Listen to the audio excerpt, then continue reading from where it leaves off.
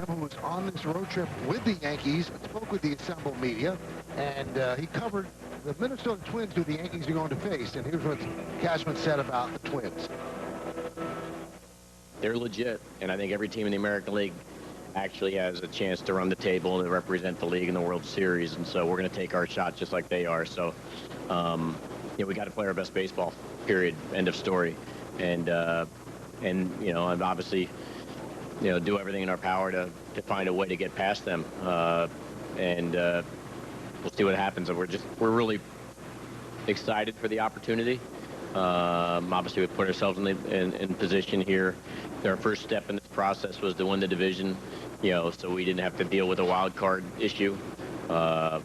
And so we've done that. That's phase one. Phase two is trying to find a way to get through this series, and that they happen to be our opponent, and they'll be a handful. So, we'll stay tuned. Stay tuned for Friday when that series will begin at Yankee Stadium. Buck, what are the challenges that the Minnesota Twins do offer?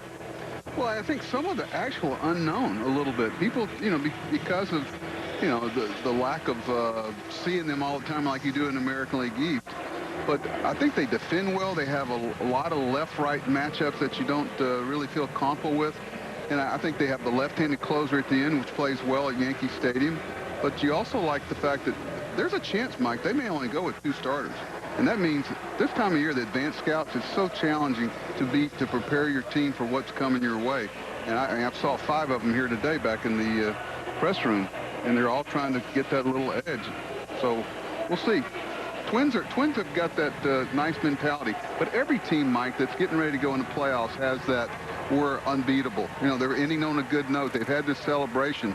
That everything's good, but they also realize that they're entering a what have you done for me lately world. Now let's take a look at the T-Mobile's connection to the game, and it certainly concerns the Twins. Nelson Cruz's last 14 games, a .392 hitter. Miguel Sano at .298 in the last 12 games. Jose Barrios, 14-8 in 32 starts this year, and Taylor Rogers, the closer that Buck was talking about, 30 for 36 in stage, 2.61 ERA. With 90 strikeouts this season. Twins are a good team, and we know they're also a home run hitting team. Well, the Rangers have taken the field here at Globe Life Park for the final time. This is the last baseball game to be played here, and let's take a look at the Yankees starting lineup, which is brought to you by Lexus. DJ LeMayo's at first base. He'll lead off batting second. And playing right field, it's Aaron Judge. Brett Gardner at center field will hit third. Cleaning up the DH, Giancarlo Stanton. Gleyber Torres at second base will bat fifth. Batting sixth, the catcher, Gary Sanchez. Didi Gregorius at shortstop at seventh. Batting eighth, the third baseman, Gio Urshela. Cameron Maybin is in left field, and he is going to bat in the number 9 hole. And they'll be facing Lance Lynn of the Texas Rangers, their former teammate. This will be his 33rd start. He's 15-11, 3.76 ERA, 236 strikeouts in 201 innings. Let's check out the pitcher scouting report brought to you by your local Honda dealers. Here's a guy that they're really happy with his signing. Other than being from Ole Miss, we'll let him have that. Really going to pound the strike zone. A lot more four-seam fastballs than in the past. And if you're trying to get out of a ballpark quick, you're going to see a guy get the ball, get on the mound, and throw it and say, here's mine. But he's going to attack. And a lot of people around the league could take a little cue from him, the way he attacks hitters. So let me get this straight, Buck. Ole Miss, the people that went to Mississippi State, they don't like them. Well, I wouldn't say don't like them. Just don't have the same amount of respect that they might have for somebody from Mississippi State, Mike. Interesting. No, there's a lot of it. Let's check out the defense, which is presented by Geico. You've got Calhoun in left, to Shields in center, Santana over and right. In the infield is Solak, Andrus, Odor, and Guzman. That's third to first. Trevino is behind the plate, and Lynn is on the mound. Game 162 all around the major leagues. It starts 3 o'clock Eastern time, and that's to heighten the tension of any races. And right now, the one race is the Central Division race in the National League. Everything else is pretty much settled. And obviously, then, the wild card as well. LeMahieu's ready. Lynn is ready. Let's do it here in Texas. First pitch is a strike. We're underway. Jordan Baker is the home plate umpire. Alex Tosi at first. The crew chief, Gary Cedarstrom, is at second, and Adrian Johnson is over at third.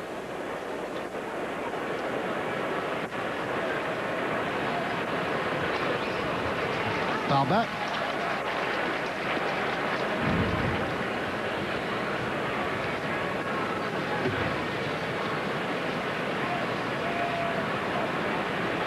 43rd President of the United States, George Bush, is here at the ballpark to take in the final game at this yard. He used to own this team.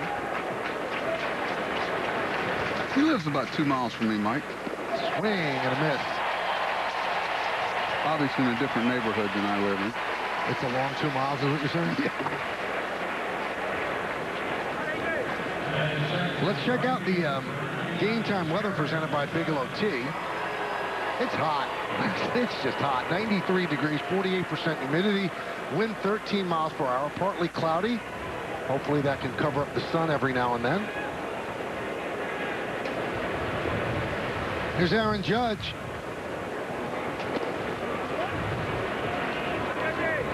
You like this kind of heat, Buck? Mike, you get used to it. I mean, at some point, this is actually pretty decent compared to what it's been like about a month ago. So this is chilly. I wouldn't go that far. Line into center field and caught by a diving to Shields to retire Judge.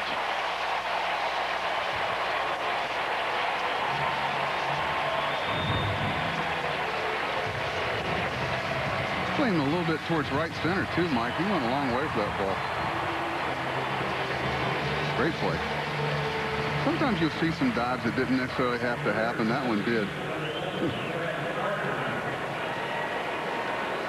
Lance Lynn likes it.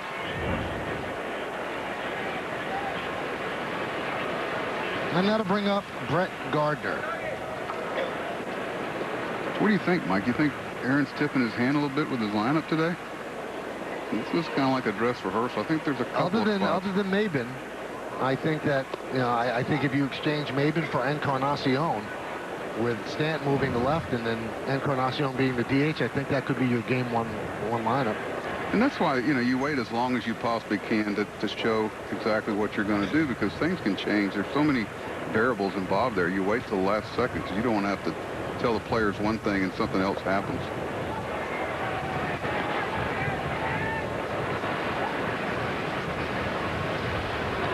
Well, after this, the Yankees will have 4 days off, and the playoffs for the Yankees begin Friday night at Yankee Stadium.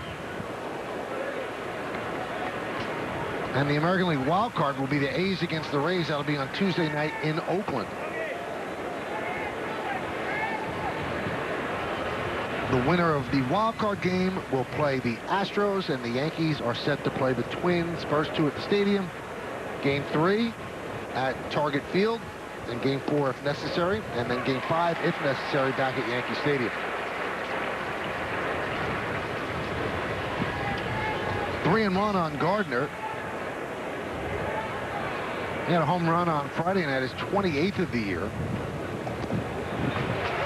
Now the Yankees are in a little personal race of their own against the team they're going to face in the ALDS, the Twins. Yankees come in to action today with 305 home runs. The Twins 304 home runs. Yankees were kept in the ballpark last night.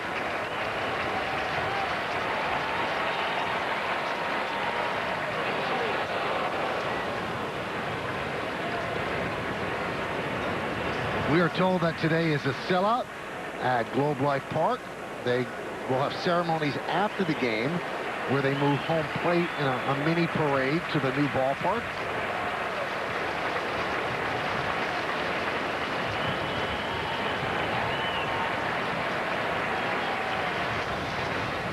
I just don't sense the melancholy that I sensed when the Yankees were leaving Yankee Stadium to move across the street. This is only the 26th season that the Rangers have played here, and this is a fairly new ballpark. So I don't think it holds the warm memories. Well, it holds warm, but it doesn't hold the memories for the fans that other ballparks might. Mike, I think a lot of that has to do with the heat. I mean, it's tough to have a lot of, you know, there's some great emotion here now because it's the last game. A lot of people have been making a lot of trips out here over the years, associated with their families. I think he wanted that pitch.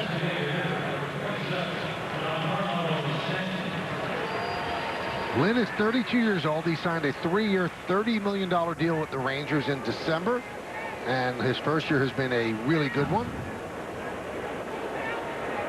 This year he has an extra mile on his fastball, changed his arm slot this year. He used to throw closer to his body. This year his release point is an entire foot farther away. Now he'll face Stanton.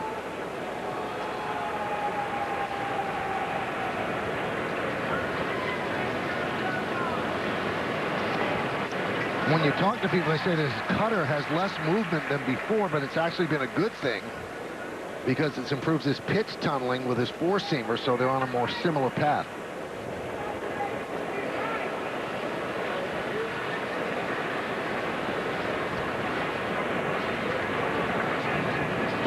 Is pitch tunneling, Mike? Mm-hmm. Tunneling. Yeah.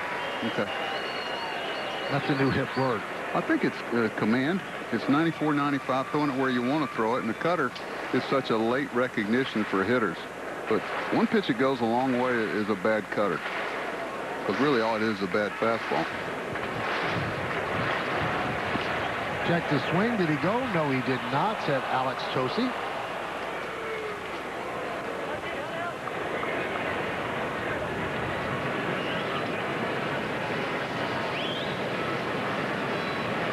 Lynn pitched for the Yankees last year, 11 games, 9 starts down the stretch after they acquired him from the Twins. Pitched to a 4.14 ERA. Swing and a miss. Stanton down on strikes. No runs, no hits, no errors. One man left. Yankees nothing. And the Rangers coming to bat.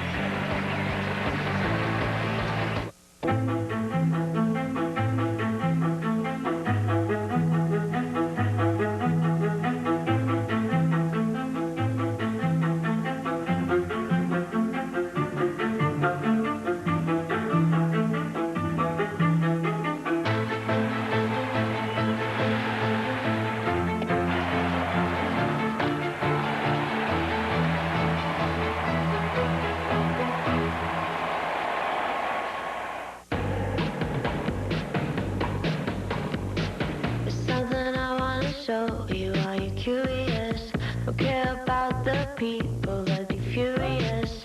We were made for each other, and that is precious. They're just jealous. They're just jealous. The 7-passenger Infiniti QX60. Luxury should be lived in. Lease the all-wheel drive Infiniti QX60 for $399 a month. Visit your local Infiniti retailer. All right, so the Rangers turn now against Chad Green. Take a look at the starting lineup of the Rangers, brought to you by Lexus. Shin-Soo Choo, the DH, will lead off. Batting second, the shortstop, Elvis Andrus. Willie Calhoun in left field will hit third. Cleaning up the right fielder, Danny Santana. Rougned Odor at second base will bat fifth. Batting sixth, playing third base, Nick Solak. Ronald Guzman at first base will bat seventh. Batting eighth, the center fielder, Delino DeShields. And Jose Trevino will catch, and he will bat ninth. And there's Chad Green, the Yankee opener. This will be his 15th open. He's pitched in 53 games, 96 strikeouts in 68 innings. Let's check out the pitcher scouting report, brought to you by your local Honda dealers. He's been really solid, Mike, the whole month of September. Fastball life has been there ever since he came back from the minor leagues. It'd be interesting. There's just a lot of things they're looking at, whether they might want to do this with, say, even Sabathia, depending on how Paxton's going to feel. You might see him doing this in the playoffs, and they're rehearsing a lot of this with him and Tanaka today in case it comes up.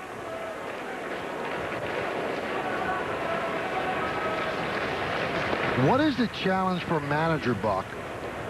I mean, managers spend a lot of time crafting a lineup to go up against that starting pitcher. What's the challenge of crafting a lineup knowing that you might face the opener for just 3 batters? Well, that's for the batting order is really the challenge, because that's one of the advantages that a team has, having an opener, because you don't tell someone who's coming in next, kind of like Tanaka, but they don't have to bring Tanaka in. Say they had 7 left-hand hitters in a row, you could bring in, say, Zach Britton the second time in. So it's become a challenge for teams, you know, for a batting order when you have an opener. I think that's one of the biggest challenges you have, because you don't know who's going to follow him. They're going to bring in who best fits the lineup and batting order you have out there. So that's an advantage for the team that's pitching. Do you like the whole theory of the opener? Some of it. You know, let's face it, it's because teams are having trouble getting 5 starters. If you have 5 starters, you know, you don't have to deal with this. Even, you know, if you have 3 quality starters, like the Rangers. Rangers really have had 2 quality starters really good this year. But they haven't been able to solve the 3, 4, and 5. So really what it is teams that just don't have anybody to start that day.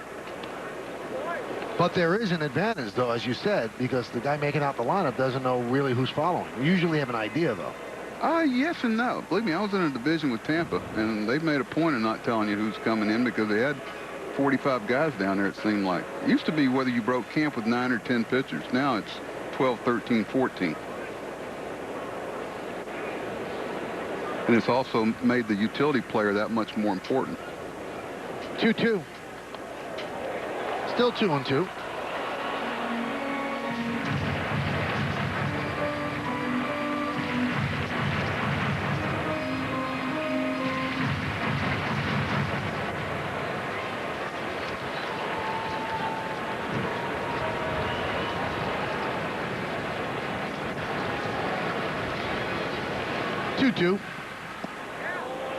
Just missed. 3-2.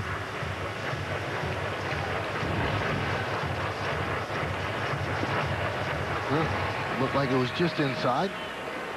Yesterday, that might have been a strike. Last night. Popped up. And out of play. Take a look at the Yankee defense, which is brought to you, as always, by our good friends at Geico. Maben, Gardner, and Judge left to right in the outfield. Infield, it's Urshela, Gregorius, Torres, and LeMahieu. That's third to first. Sanchez behind the plate, and Green is on the mound. This is a really good defensive club they have out there. You know, very seldom do you see that many positions being patrolled by guys who are above average defenders. And you're going to see that in the playoffs. You're going to see a lot of good defensive teams. Just missed with a 98-mile-an-hour fastball, so Chu works a walk.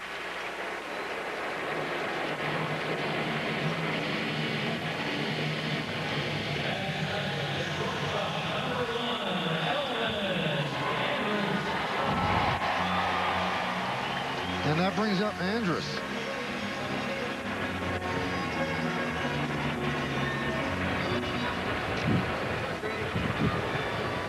Michael, we used to get this tool thing every year and from Baseball American. You had to put the best curveball, the best this and that. They always had this column for best hit and run. Now, it'd be hard to find 3 guys you'd put in that category. But Andrus is one of those guys. Throw to first and Chu's back. Always voted for him. The last 3 or 4 years, they did it as the best hit and run artist. He's really good at it. What makes him good? Contact, doesn't try to get too big, can put a lot of balls in play. The only one that he really has trouble with is a little up, a little in. But, you know, everything else, he's not trying to hit a home run. He's trying to protect the runner. Ground ball is short. Off the glove of a diving Gregorius. It'll be a base hit for Andrus.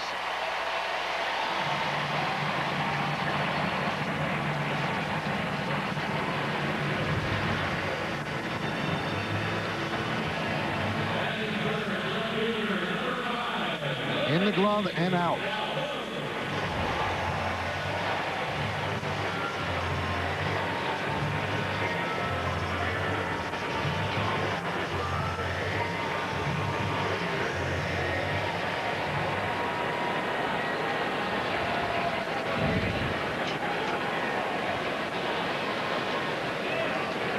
And here's Willie Calhoun.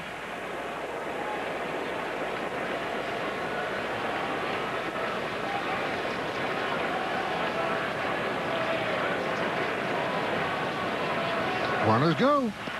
Throw to third. And it goes into left field. Chu will score. Andrus moves to third. And it's 1-0 Rangers. That'll be a stolen base and an E2.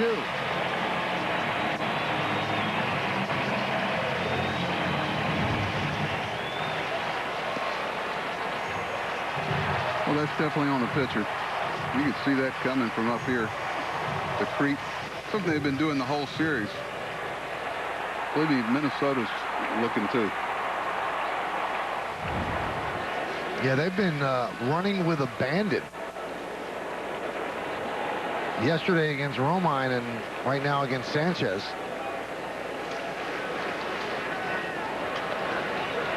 Popped up. Urshela gives it a look. Yankees have the infield back with a runner on third and nobody out, except at first and third, so second and short are back.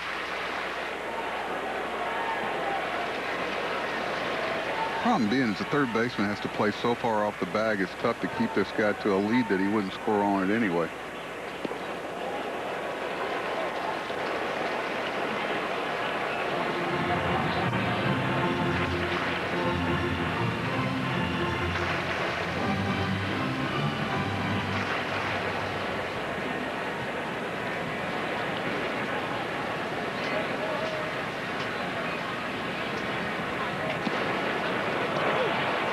And Calhoun down looking.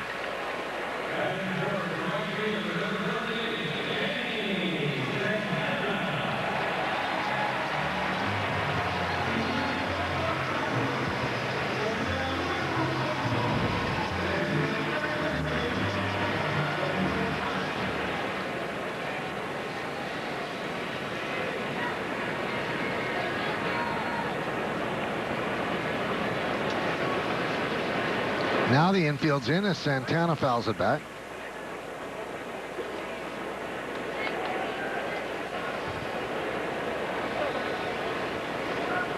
Or Mike, play with it.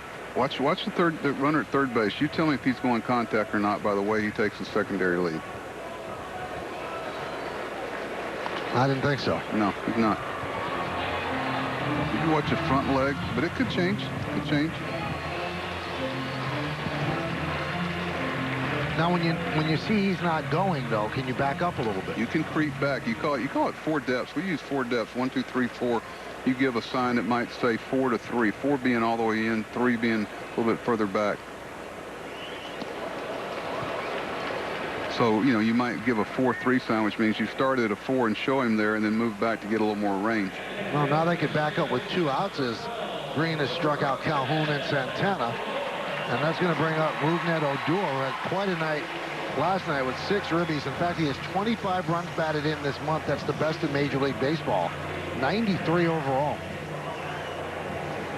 So, Mike, you're the Rangers. It's a big discussion around here. Are you looking for an upgrade at second base with those numbers or not?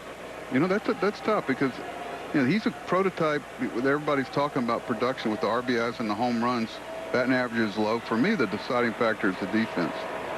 I mean, you're not going to get many second basemen that are going to give you 30 and 93. So I'd probably stick with him and really work hard at making him better defensively. And that's kind of what they've done. That's kind of what they've done. The average should come up a little bit as well, although average doesn't seem to be that big of a deal around baseball anymore. Well, you know, I hear people talk about players. It's not the players' fault. Don't blame the players. I mean, they're going to embrace, you know, what they're being rewarded for. You know, they're being rewarded for RBIs. They're being run for home runs. Same thing. They're just, as long as we're going to reward them that way, don't blame them. They're chasing, you know, kind of what's going to pay them.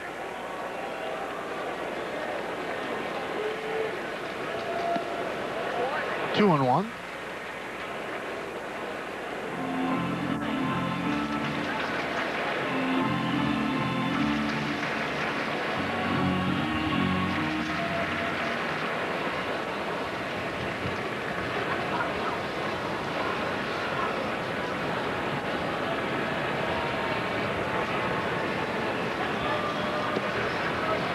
Three and one.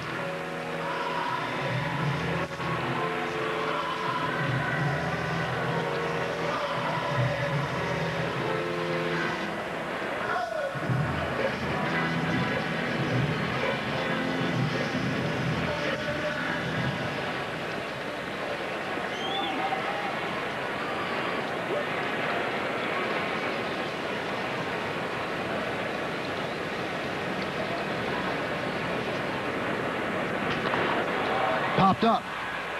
Going to be a tough play. Mabin's coming on, still coming on, and makes the play for the final out of the inning. 1 run, 1 hit, and 1 error with 1 man left. After 1, it's 1-0 Texas.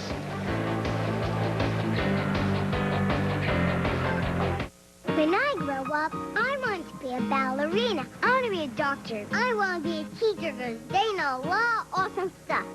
They get to stand all day for their job. I would hope kids get better and make everything super fun. I'll stand in front of the class and make sure everyone knows what I know. They can stand on their tippy toes. I'd have a cool waiting room with games, toys, and a huge TV. And twirl around like magical princesses. If your child is sick over and over again, it could be PI, a defect of the immune system that affects millions. Early testing can give children a chance to dream. And when I'm a teacher, my favorite subject will be recess. And I'll give every kid a cherry lollipop because that's the best flavor. I can't wait to grow up because then I will leap for the stars. Jeffrey Modell Foundation, helping children reach for their dreams. Visit us at info4pi.org. Hello, my name is Mariano Rivera. Baseball has given me a lot of opportunities, and through the foundation, we have a focus to build a learning center to help those underprivileged boys and girls. And I need your help. Together, we can build this learning center and make a dream happen.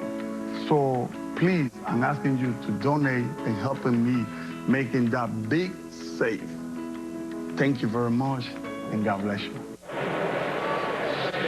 All right, let's take a look at the league leaders presented by your local Tri-State Volkswagen dealer with Gleyber Torres leading off. It serves a time to remind you that for play age 22 or younger for a player, most home runs in the American League all time. DiMaggio's first, Juan Gonzalez second, Alex is third. Boog Powell is fourth, and Gleyber Torres is fifth with 38. He's been stuck at 38 for a while. 2 for his last 19. And Lynn Deals a strike.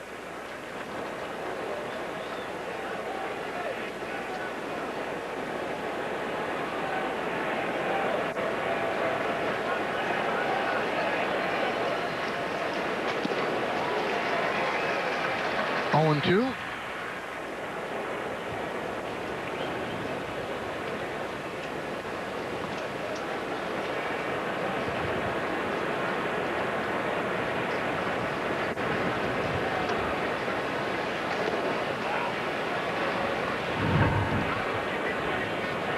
So Green and Aaron Boone have seem like a nice conversation. A little handshake as well. Yeah, that was a bench coach, right? That was actually Josh Bard, the bench coach, with him.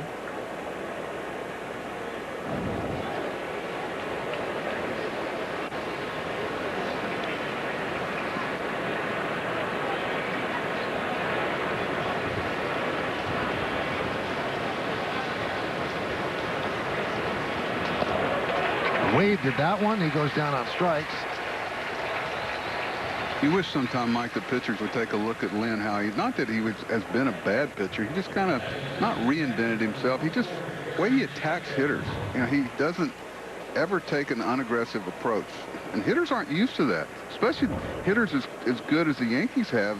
They're used to people picking around the zone and trying to trick them and trying to you know, and the counts get too deep. He's pounding the zone and basically said he presents such a confident front. Here it is. I'm bringing it. See what you can do with it, and I can live with the consequences. Sanchez fouls it back. Sanchez played on Friday. Did not seem comfortable at the plate. Struck out a couple times.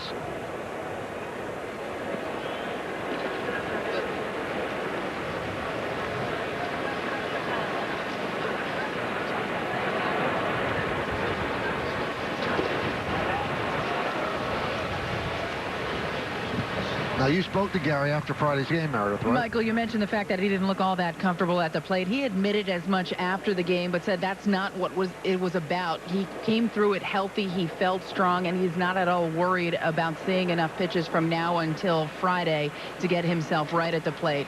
They'll have an optional workout on Tuesday, then workout Wednesday and Thursday. There will be some sim games in that, so he'll see some live pitching. It won't be the same as in-game, but certainly he'll be able to see some more pitches and get himself ready for the postseason. That ball right down the line and fell foul. Well, that ball's pretty close. I think the Yankees are looking at it right now.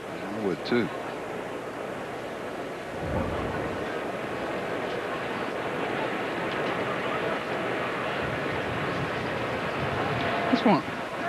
That's one of the problems there. You don't know if you're going to get a good enough angle to tell for sure. That's about the only angle you really get.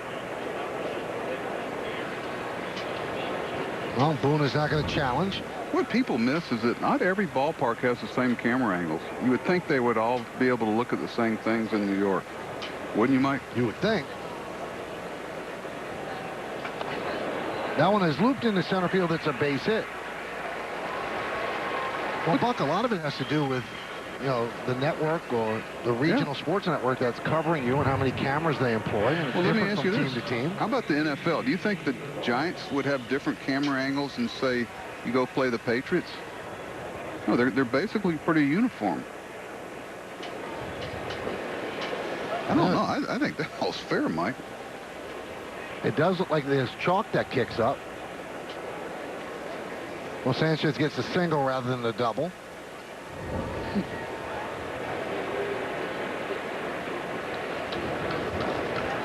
Here's Gregorius. You have long liked Gregorius. He's been a kind of under the radar in a lot of ways. He's just been a guy you could count on. You knew what you were going to get. He'd go through periods where he could really, you know, a left-handed bat.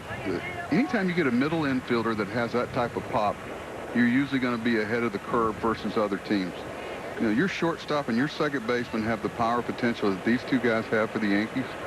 And match them up with the other people around the league. It just doesn't happen.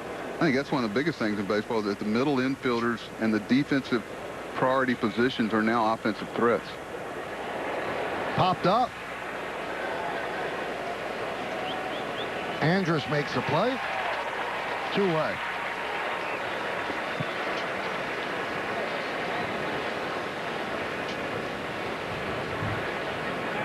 Didi did something you don't see very often. He waved off the bat boy and said, "I'll pick up the bat myself," and then he's carrying it back into the dugout.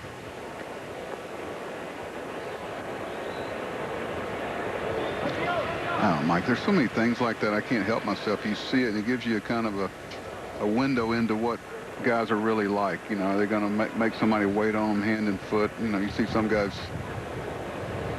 you know, throw their equipment towards a coach that's been in the big leagues for 10 or 15 years opposed to hand it to him. I remember years ago, Nettles had somebody fire a helmet at his feet when he was coaching first base for me. Greg Nettles took the lead bat to it, and it ended up in about 15 pieces. I don't think he threw the helmet at Greg anymore. Swing and a miss. 0-2 on Urshela.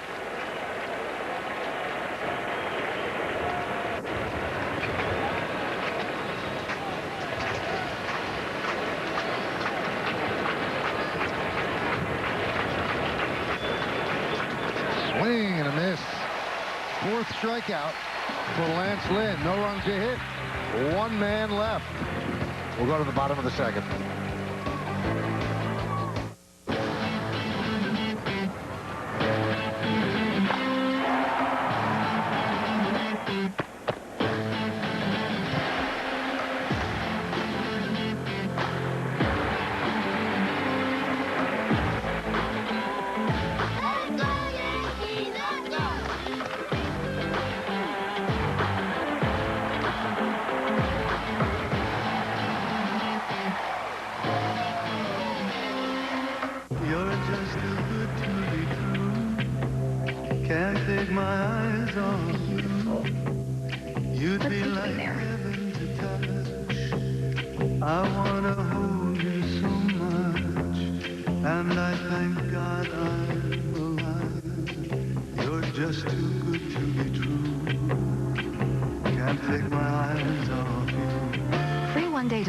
Video, music, and more with Prime.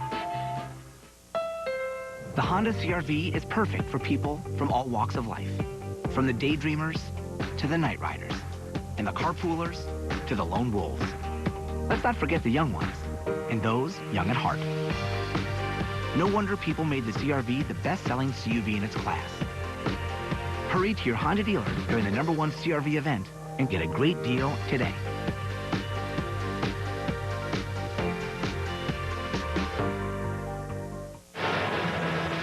It's time for the Infinity postseason scouting report. Health, well, the Yankees are waiting on Encarnacion. That's pretty much a question mark. Meredith told you that Gary Sanchez feels good. 12 or 13 pitchers. That is something that they have to consider as well. And they will decide that over the next couple of days. And the X Factor, Severino. After watching him yesterday, Bob, They said that they felt good about it, that he didn't feel comfortable on the mound in the first inning, but bounced back in the innings 2 and 3, and they have no compunction with pitching him in the postseason.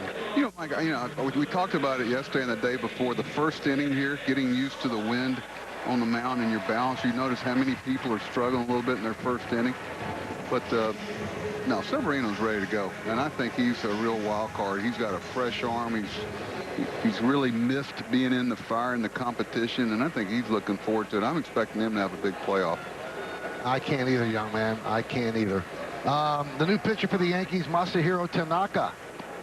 And he comes on in relief and deals a strike. Tanaka has pitched 163 regular season games without pitching in relief. So his first career major league relief appearance. That's what he's done this year, 11-8, 4.47 ERA. Grounded to third, backhanded by Urshela. The throw to first got him. Come on, man. That's an in-between backhand. Mike, in-between backhand and the throw. And that's why he's going to be playing somewhere. What the throw? Come on. In-between backhand, throw, strike. Okay? Pretty good, huh? Without planning. That's in the air. Oh, I like watching that. You know how hard that is to do? There's Guzman.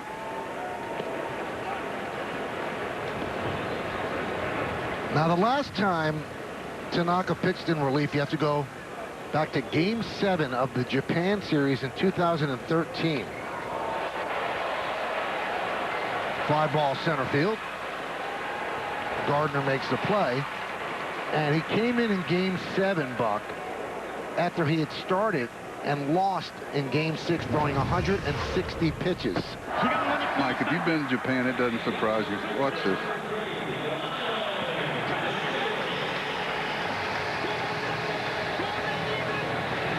Pretty cool.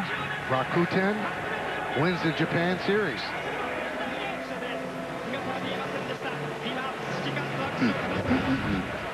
Now, the fact that they're using him out of the bullpen today, it leads you to believe that that's a consideration for the postseason as well.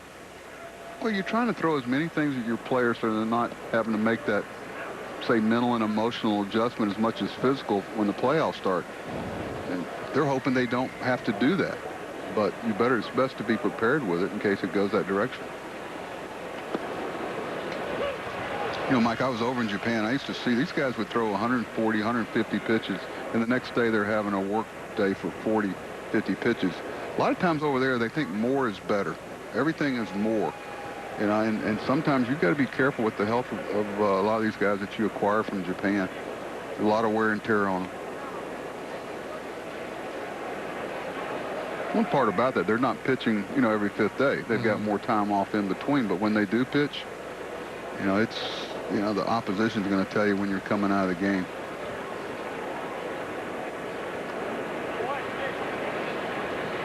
And the Yankees signed him saying, well, look, he's been a horse. But then, you know, right away, he suffered the partially torn UCL, which he has been pitching with pretty much his entire Yankee career without much effect. But it certainly lurks and it looms. 1-2. Another nice play, smooth by Urshela.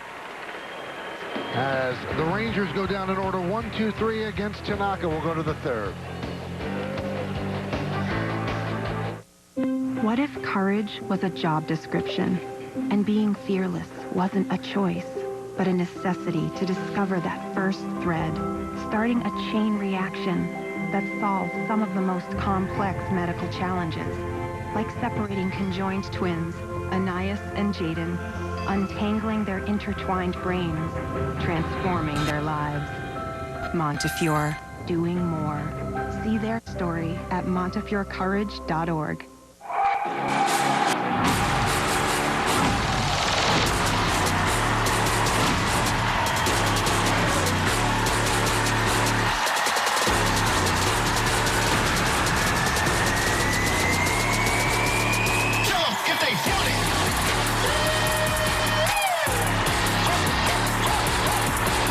Come and get it.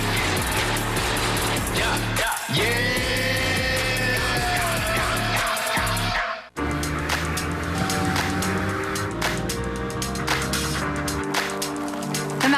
size adventure you're into.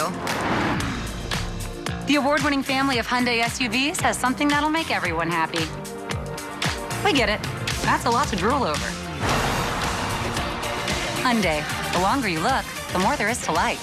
Lease a Tucson for $129 a month or get 0% APR for up to 72 months on the Tucson and Santa Fe. Hurry, offers end September 30th. Moments ago, the Texas Rangers honored C.C. Sabathia. They showed a video on the scoreboard. To him and his family. And then a public address announcer. Sabathia. Thanks, Sabathia, who came out of the dugout. And every Ranger that was on the field, including Lance Lynn, stopped warming up and started to clap toward the dugout. And also the guys in the dugout on the top step giving him a hand as well. Very well respected around baseball. 19 years in the big leagues, 11 years with the Yankees, and this will be his final regular season game.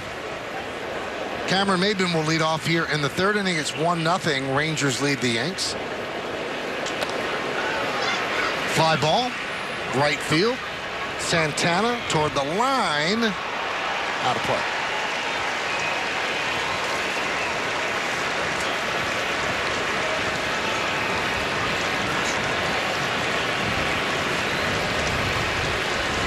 I think players around the game really respect how, unusual it is to be able to be in the big leagues as a pitcher for 19 years. Just the respect that they have for CC and how he's been able to be that horse for so long. 0-2 on Maben. It'll be 9-1-2 in the Yankees order. And I'll tell you what, C.C. Sabathia is going to play a role in the ALDS. This is not they're putting him on the roster out of respect for those 19 years. They believe he can really help them get big outs against the Twins. And a good left-hander that can neutralize lefties can help against the Twins. The other part of that, Mike, is there's some switch hitters there that you want to turn around and hit right-handed, especially at Yankee Stadium. And having that guy that makes them hit right-handed and also can keep the ball in the ballpark against a team that's a big part of their offense. Those home runs have a tendency to go down some in the playoffs because of the quality of pitching you're facing, though.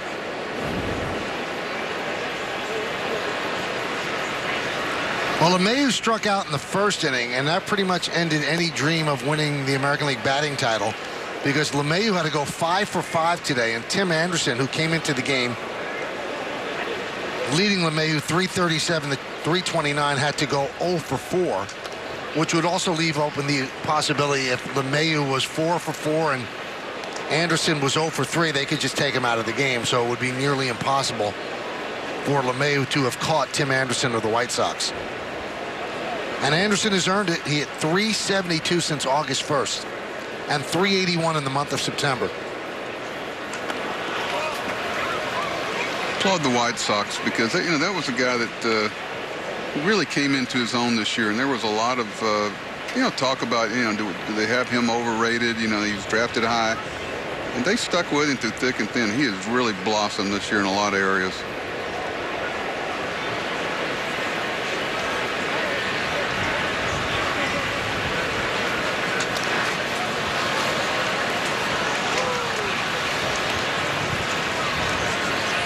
Okay, this is about as good a fastball as I've seen Lynn carry. And he's doing it late September. He's throwing some pitches, 96, 97 miles an hour. Had one at 98 earlier in the game, the first inning. I think he's sniffing the finish line here. This is a guy with, what, 2 more years on his contract? Yep. Grounded to second. Odor. Now, Lynn could have made the All-Star team this year. He turned it down. The invitation was contingent on him guaranteeing to be available to pitch an inning. But Lynn and the Rangers were committed to having him start the first game out of the break, which was a day earlier than everyone else. It was that Thursday instead of Friday. And he said, quote, "It wasn't a tough decision at all. There are more important things than pitching in the All-Star game." And in that game, he shut the Astros down. Talk about ingratiate yourself to a manager and a pitching coach and your teammates. It's impressive.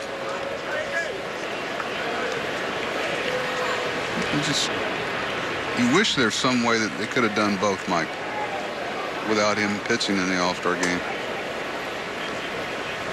Well, what I don't like is if he earned the All-Star game, he should be considered an All-Star. Whether or not he went there or not, he should be on the back of his baseball card, All-Star 2019. Agree.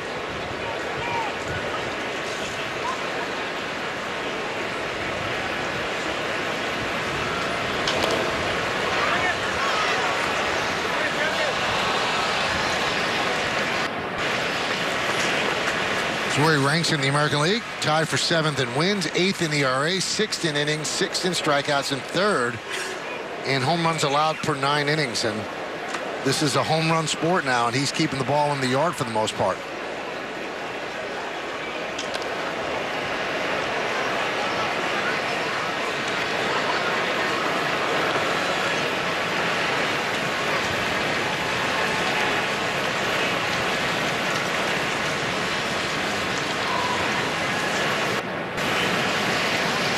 Lynn made his Major League debut in June of 2011, made 5 relief appearances for a team that eventually won the World Series, the Cardinals, in 2011. That one's drilled deep to left field. Is it high enough? See ya! Home run for Judge. His 27th of the year. That ties the game at 1.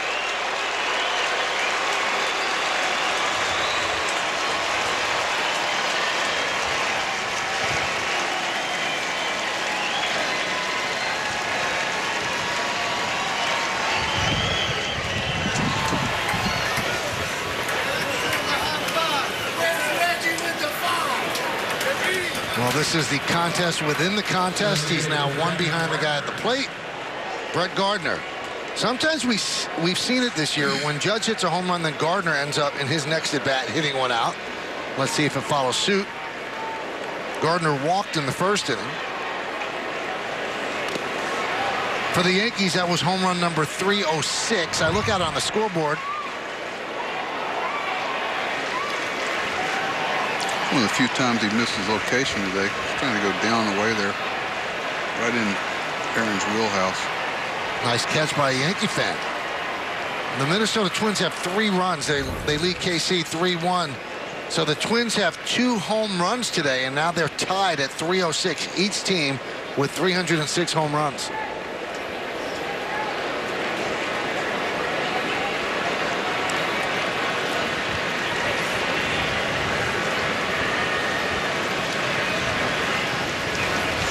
The one thing about whoever gets that record, if they do change the balls during the offseason, that might be a record that stands for a long, long time. How about forever? Could be.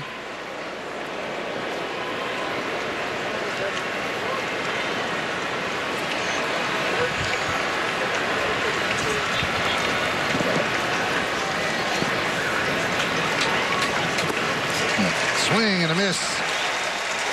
6 strikeouts for Lynn, but the Yankees tie the score. Aaron Judge with his 27th home run of the year. And when it lands in that glove out there, it's a 1-1 game. WB Mason helps you do business. How? By bringing the products you need right here. You're here. Yes, I am. Sign here. Or here. Can you put it there? Sure. Here. Or here. Or even here. And we won't just leave it over there. And how do we do all this? With all of these.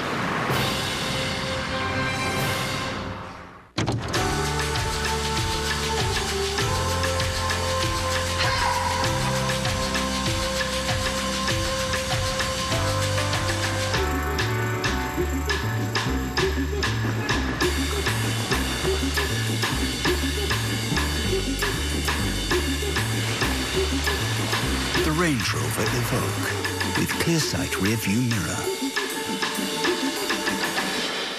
Land Rover above and beyond. It was a tough call, but our new senior VP goes to Mike. This wasn't the first time Claire had been passed up for the promotion.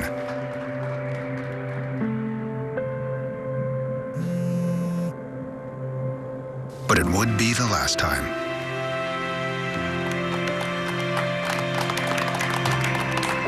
Upload your resume on Indeed. Yankees Baseball on Yes is brought to you in part by Norwegian Cruise Line. Feel free. By People's United Bank, where they know there's only one you. And by Kia. Hurry into Kia's summer clearance event going on now. Learn more at KiaDealers.com.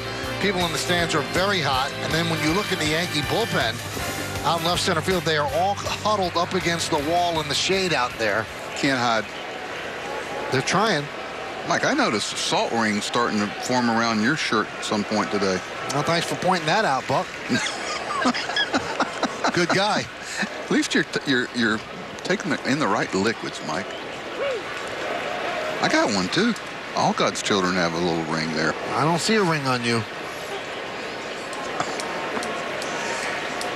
You know, Mike, one of the things that they're trying to get under control is in the quality control department is, like, for instance, in Tampa, the home team has a bathroom down in their bullpen. The visiting team has to come back through the dugout. They don't have one. I mean, you should have the same things for both home and visiting clubs. They're trying to get it a little more fair. I think some of these clubs have an air-conditioned place down the bullpen. You can get out of it. And also, I don't think it's any coincidence that the Rangers bullpen is in the shade. No. By design, Mike. You realize that the New York Football Giants, Bob, that they stay on one side of the field because they've been that way since they played at Yankee Stadium, because when Wellington Mara was a little boy, his mother would put him on the side of the field with the team that was in the shade. And that tradition has continued since then. I did not know that. Giants won today, 24-3.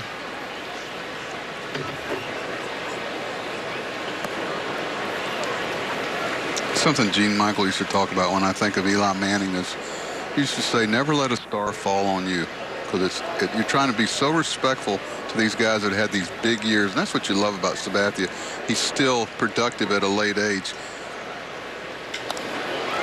That one is ripped out into left field. That's going to be over the head of Maben. He'll play it off the scoreboard. And Chu picks up a double.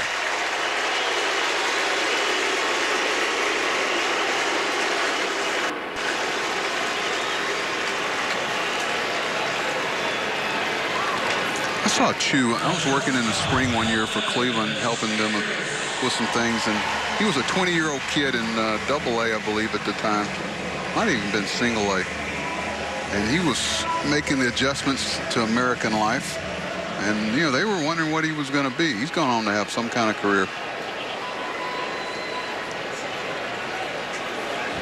I turned him in as a prospect, Mike. Did you? Yeah, didn't take Johnny Super Scout to do that. Had a lot of skills.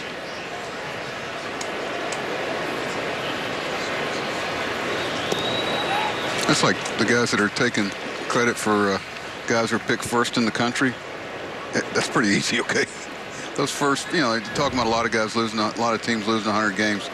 Those first 5 picks, it's pretty hard to get them wrong in today's world. But yet, they still do.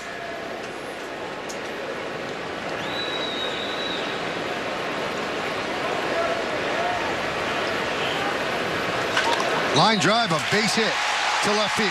Maben fields, bobbles, but they hold Chu up at third.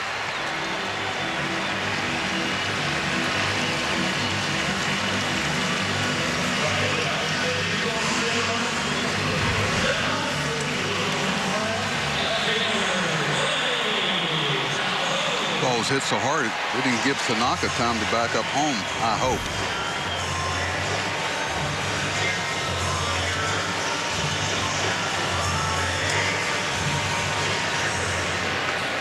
There's another scenario, Mike, with one out. You know, if Urshela has to backhand this ball, he's going to go to the plate. Speed of the runner, Calhoun runs pretty good. First baseman's going to probably go to the plate with this ball.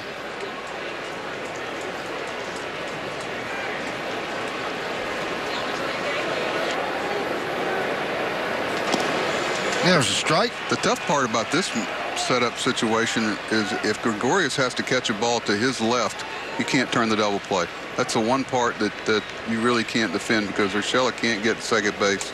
So if he hits a baseball where he has to move this way, you're not going to turn the double play.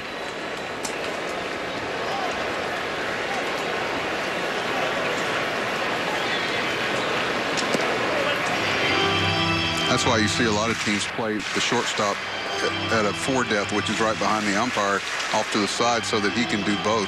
He can throw the plate, or he can turn the double play if he has to move towards the bag. Is the shift worth that? In this situation, I mean, I know, well, I don't want to, Aaron and them know what they're doing. Believe me, there's a reason for everything. And that one gets thrown by LeMahieu and goes into right field. Scoring easily is Chu. Andrus will stop at second. That'll be an E1.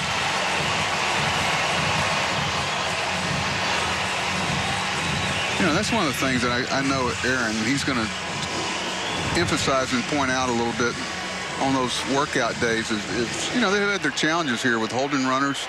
I think they've thrown 2 balls away, throwing runners out, and just holding runners, because they're going to get tested on it. They're going to get tested on it. So that's something that you're going to have to shore up a little bit, because those, like I said, the home runs in a lot of cases will go away, but the stolen bases are going to probably be a factor.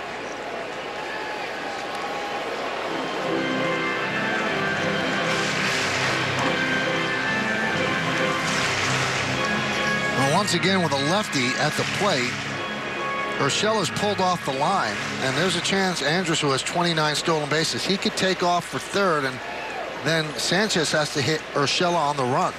That's just why it's important for Tanaka to mix up his looks here, because Didi's right on top of him. He shouldn't steal third if the pitcher's working with his shortstop right.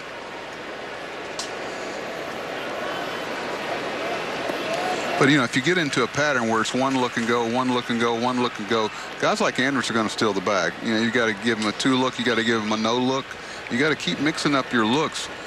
And that's what advanced scouts look for. If a guy's a 1 look guy, once he looks away from him, he's always going to go to the plate. You've seen it, in the 4 pitches he's thrown. He's giving him a different look every time. And that's why veteran pitchers, this time of year, you trust them, because they understand what the game's trying to do.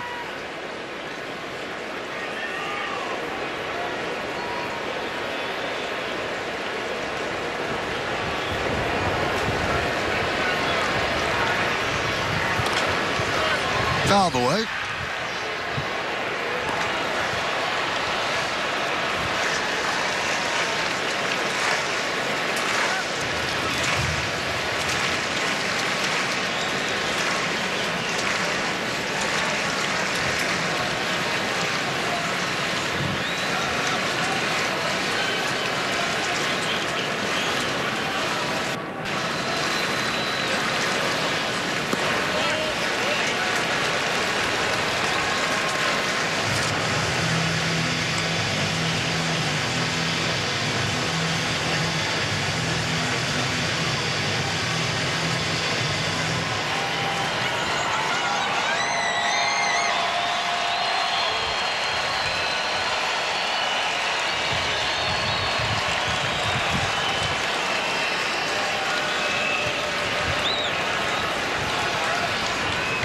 Three-two.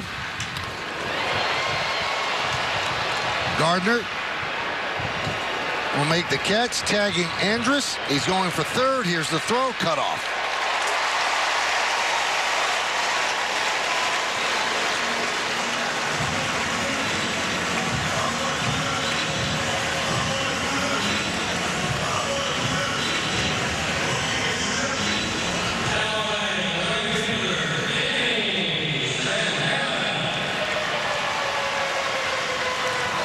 Here's Danny Santana.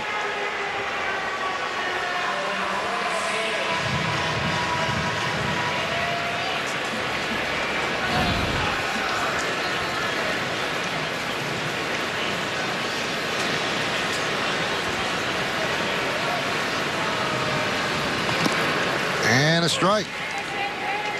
You see a lot of times when a runner gets to third in a situation with 2 outs, the catcher's gets fearful calling the split in the dirt. But, you don't see that with Tanaka and Sanchez. This is his out pitch, and it's part of what I've got to do. Keep that ball in front of me, because you're going to have to throw at some point to get this guy out.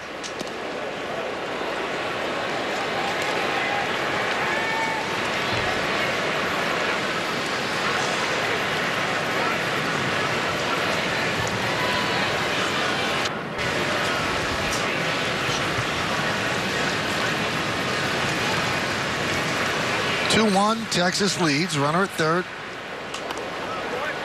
1-2.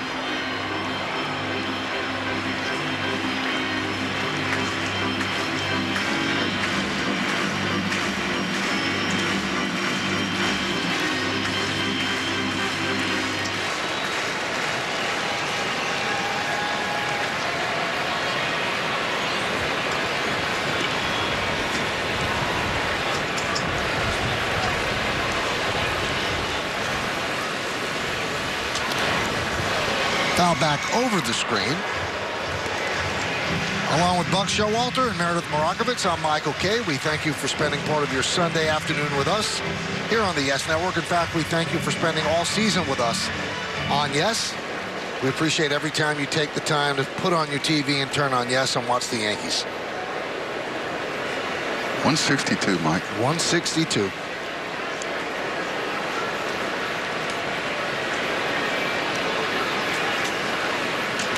Can't fool somebody over 162. In a lot of jobs. No Cinderellas. You are what you are. You seek your level. Your strengths show up. Your weaknesses show up. That's what makes baseball beautiful. Then all of a sudden this postseason thing starts and there's a whole lot of different things show up. There's a different sense of urgency.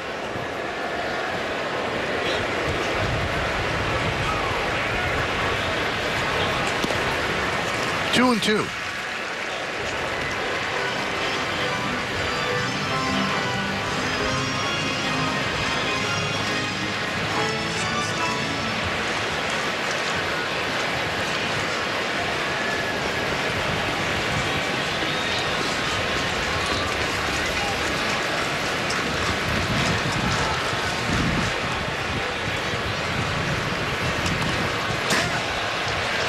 Scoop to left field coming on is Maben. He can't make the play. It's a base hit. Scoring is Andrus. It's 3-1 Texas.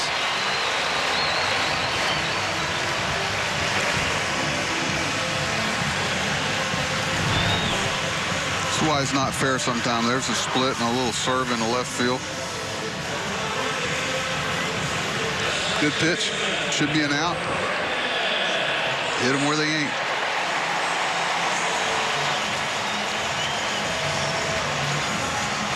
Aaron Judge's first at bat. He hits a pill to left center field, and the guy makes a great play. That one's a soft serve to left. One guy's got a hit, and the other one's walking back to the dugout. Michael, is that fair? Does that equal out? That's baseball. It doesn't equal out. People think, oh, it'll all equal out. Go try to tell a hitter that. Try to tell Paul O'Neill that. No, you don't want to hear it.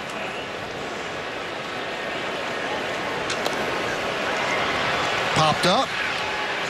Urshela makes the play, and that will do it. But 2 runs, 3 hits, 1 error, 1 man left. 3 in the books, 3-1 Texas.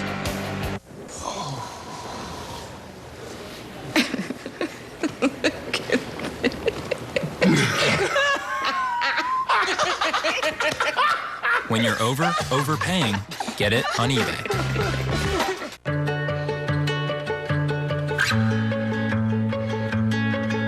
I feel like her heartbeat is like same speed as mine. And I think we have this like deep connection, this heart connection in her heart, that there's room for me and Mom. When I'm holding her, it makes me feel calmer. It's a sensory thing. It's a thing with Asperger's. She's really good with Anya. I've seen adults react to my daughter when she has meltdowns like she's from a different planet. And this little animal just sat next to my child and was just like, you know, it's gonna be cool. She's my superhero. Good job, Kitty Cat. When we adopted Lucky, we discovered all the wonderful things that make her unique. Lucky's a little bit of a lot of things, but mostly she's pure love.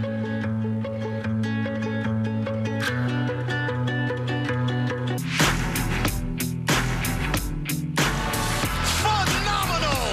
The Brooklyn Nets pull off a stunner. Now I've been training for this my whole life. Carpe diem, seize the moment, right. Oh, rejection! Houston! That's a grown man's move! Irving connects on a three. Furious comeback by Brooklyn. LeVert drives in. Big shot is good!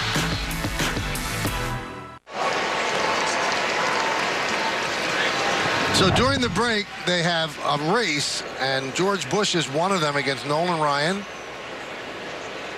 And he thinks he edged it out. Now, George Bush wants to know. Yeah, he thought so. He liked the fact that he won. President enjoying the game. Very competitive man. We go to the fourth inning, and Giancarlo Stanton will lead off against Lance Lynn. And we are joined by the Senior Vice President and General Manager of the New York Yankees. That is Brian Cashman. Brian, welcome to the booth. It's good to be here. How you doing? So far, fine. How do you feel about your team moving into the playoffs? Excited to be here. Obviously we have some time between now and Friday, but exciting times. We're going to take our shot. So just finish out this game healthy, and then hopefully take a few days to get some of these other guys determined to be healthy, and then plug and play. Do you like your chances with Encarnacion? We're optimistic, but obviously we did, for good reason, wait. Wow, what a play by Guzman as he takes a hit away from Stanton. Sorry, Brian. That's right.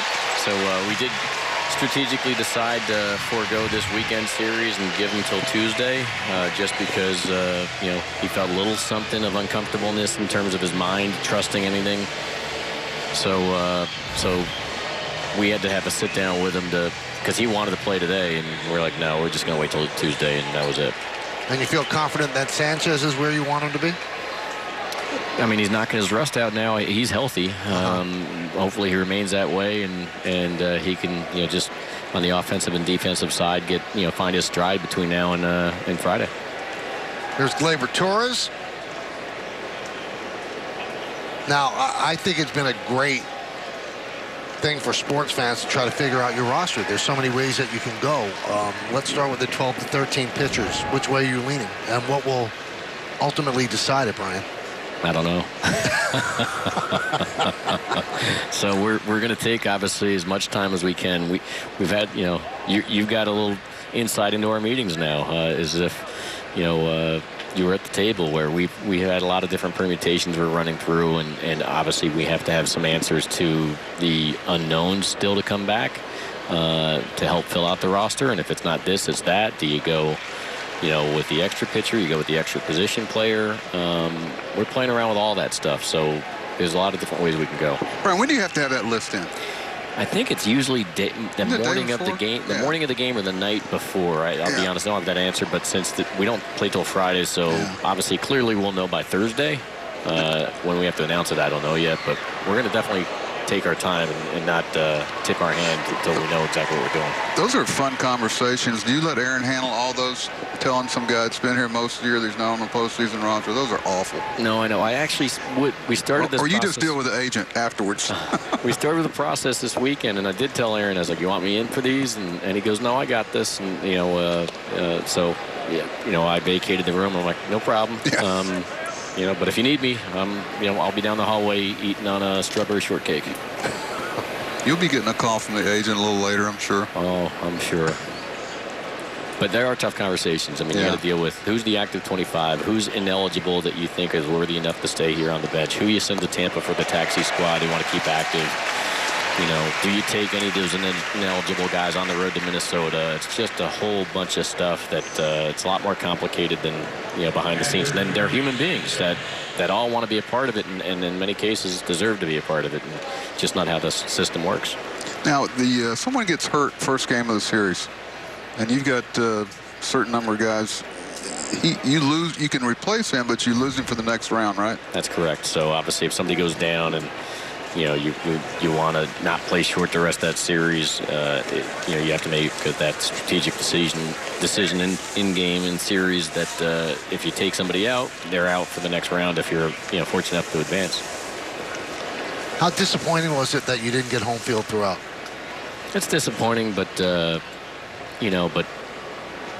you can't go at the expense of trying to get your guys healthy or keep them healthy and stuff. So that's that fine line of, we want home field advantage, but not at all cost. And that's, again, the tightrope that Aaron Boone and our staff have to manage and walk. And I thought they did it really well. Obviously, we lost some guys along the way, and thankfully there's enough time to get them back in time for the party. And so that's the flip benefit of waiting till Friday, I guess. But it seems like a pretty long time to be waiting at the same time. But thankfully, both us and Minnesota have to wait this out.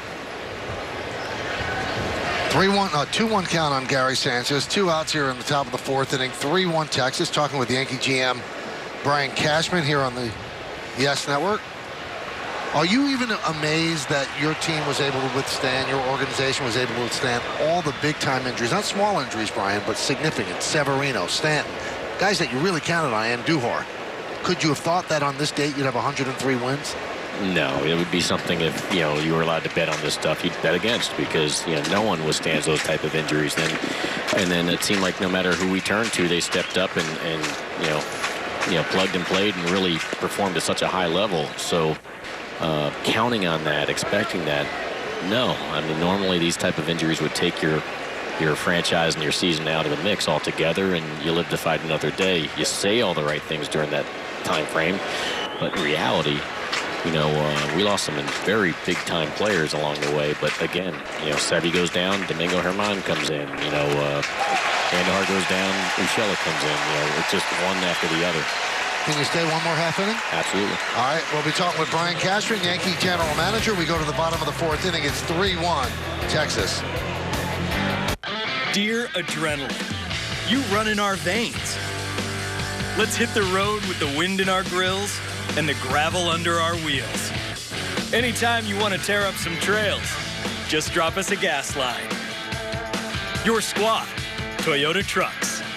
Right now, get $1,000 customer cash on a new 4Runner or get $1,500 customer cash on a new Tacoma. Find yours at buyatoyota.com. Toyota, let's go places. Plants capture CO2. What if other kinds of plants captured it too? If these industrial plants had technology that captured carbon like trees, we could help lower emissions. Carbon capture is important technology, and experts agree. That's why we're working on ways to improve it, so plants can be a little more like plants. See, that's all in the mechanics. Thumb and ring finger. Key to a perfect throw. Key to a perfect fan experience. Bank of America Extras. Discounts, exclusive access, one-of-a-kind experiences just for customers. I spent some time in the minors. You played? No. Back then I was throwing chili dogs, which I don't recommend. Get more of what you love all season long with Bank of America Extras. Nobody does spicy chicken like Wendy's. And now the Queen of Spice is back at it. Taking the original spicy chicken sandwich up a notch with the new Bacon Jalapeno Spicy Chicken Sandwich. And now in our app, get free fries and a drink with the mobile order purchase of any spicy sandwich. Well, the Yankees postseason chase for 28 begins this Friday with Game 1 of the Division Series in the Bronx. Tune into Yes for comprehensive pre- and post-game coverage around every Yankees playoff game. Plus, catch the Yankees postseason preview today, immediately following the postgame, right here on Yes, the network that knows the Bombers best. Well, Tanaka is on the mound and dealing to Nick Solak to start the home half of the 4th inning. First pitch is a strike. All right, Brian, I'll ask the questions, and I've known you over 30 years. I doubt you'll answer them. How's your rotation shaking up for the postseason? Do you guys know and you're just not ready to announce, or is it still a work in progress? I think it's a work in progress, and I think in this environment now, it's all hands on deck. No matter who's starting the game, whether you go with an opener and then bring one of your normal starters behind, or you start one of your normal starters, does that? Let's see if Urshela is okay. Looks like he's hobbling a little bit, but now he seems like he's staying in the game. But here comes Steve Donahue and Aaron Boone. Looked like he twisted his ankle. Yeah, that's on. I bet you it's on the grass cut out there, where there's a different height. Brian, I assume you've seen too much of this all year. Yeah, sorry, I forgot your question.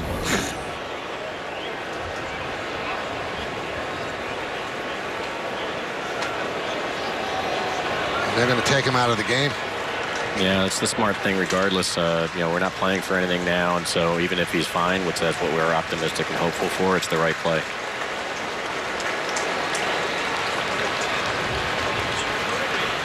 I've been in the game a long time. Have you ever seen anything like this?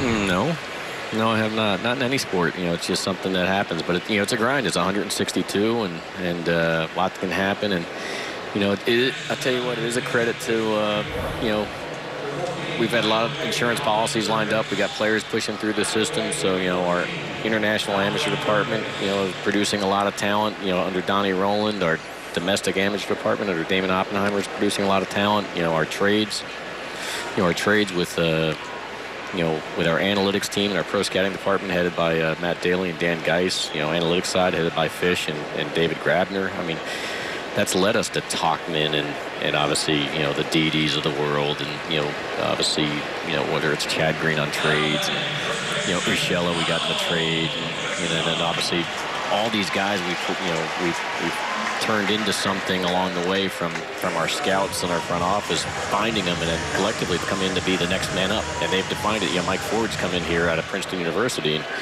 man, he has really impacted the ball, and he's taken a shot at trying to make this postseason roster. I'm not saying he is or isn't, but man, he's been an impactful player. And when we had injuries earlier in the year, Frazier stepped in and put on a huge OPS with numbers that were fantastic to help us win game. And then Talkman came along, and it's just one more after the other, and just been real impactful. When you're making a decision for postseason roster, Brian, are you thinking about the full body of work, or like in the case of a Luke Voigt, who's really struggling down the stretch, do you take that into account more?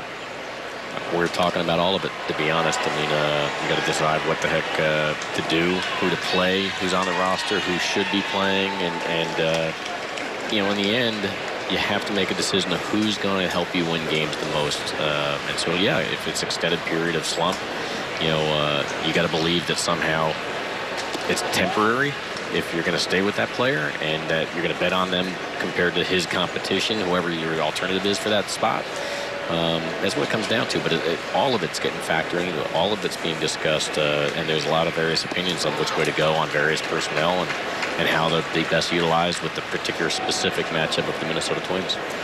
Now, every inning that Severino has pitched since coming off the IL, other than the first inning yesterday, he looked like Severino. Are you content that this is as close to the Severino as you thought you were going to have coming into the season? I mean, absent of yesterday, he looked fantastic for us, so we're real excited by that, and we got full trust. And at the end of the day, whether it's Sevy, if Encarnacion's fine against him Tuesday, Wednesday, and if Voigt's on, for instance, and I know Didi's struggled, whoever's in this mix, we're all in, and they're going to give us our best shot, and so I think Sevy's looked really good at absent of yesterday, but this is a tough place to play. Coming in here, the back end with the heat, and obviously there's a reason they're getting a dome stadium here, a retractable roof. That's really going to benefit their team. Buck knows more than anybody because obviously he managed through it. I was telling Mike earlier, one year in off season, Tom Hicks, the owner, I said, hey, that $60 million you might spend on a couple of free agents. What if we spend it on an umbrella on the roof where we could play day game getaways? Be a lot cooler and whatever. And John Hart looked at me like, are you crazy? Let's take the players. Well, I know this franchise here is going to benefit a lot from this new facility moving forward. This is definitely they got a unique environment. It's a great place, but it's hot for athletes and fans. There's Jose Trevino. I was telling Mike earlier that how the wind takes. You see so many first inning implosions from visiting clubs because getting used to gaining your balance on the mound here, because the wind, it blows so hard opposite of where the flags are in center field, that you see a lot of guys that you've seen here in this three-game series struggle in the first inning. I think we saw it a little bit today with Chad Green. Popped up, shallow center field. Coming on is Gardner. He can't get there. He's going to dunk in for a base hit. As DeShields moves to third, Trevino picks up a single.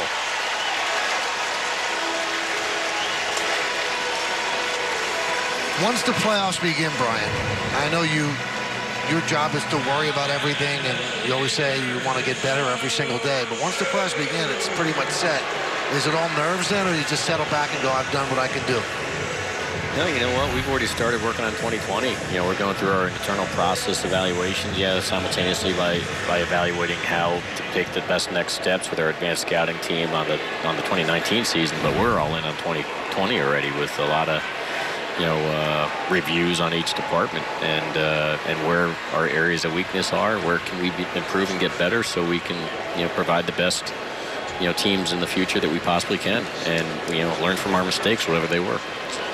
Here's Shin-Soo Choo. Well, since he's sitting here, how was Buck when he was young? Hey. Let's stay on 2019. Yeah. We're at 2020. Let's don't go back. Let's go back to 1987. All right, I'm going to go back to you, Mike. One of the best of all time, this guy here to my right. He was fantastic and helped transform the franchise back to, its winning ways with Gene Michael. And, he was really impactful. Saw everything. I mean, things that people don't see on the field. He noticed them. The devil was in the detail. Taught me a lot, and we were lucky to have him. See, that wasn't so bad, Buck, right? No, I remember Brian. The thing I remember about Brian, there was no job beneath him, and he loved the Yankees. He's so competitive. I mean, competing at some things that a lot of people wouldn't compete at, and a guy you trusted. And believe me, Gene he didn't tolerate guys that didn't have their priorities in the right place. 3-0 on Choo. First and third, 2 men out. We're in the bottom of the 4th inning. It's 3-1 Texas over New York.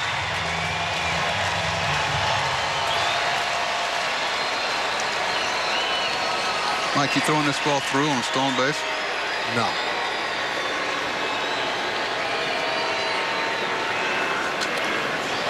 Swinging on 3-0.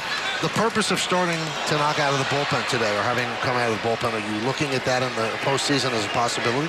We're trying to get all of our players to the best of our abilities, at least, even in the smallest sample condition, to what might become something that occurs here in October. Just a little sample of, hey, if this happens, we want you to at least go through the motions, get a little taste of it. Obviously did it in the All-Star game, this summer, and then he also did it in the past in Japan, but not much. So we just I think Aaron Boone's trying to put all of these guys in a position to, that not have it be the first time for them in theory in October. If it happens, it doesn't mean it will happen, but we're just trying to cover all bases and see what it looks like. Yankees back up at first. Trevino will go with the 3-2 and 2 outs. Runner at third base as well.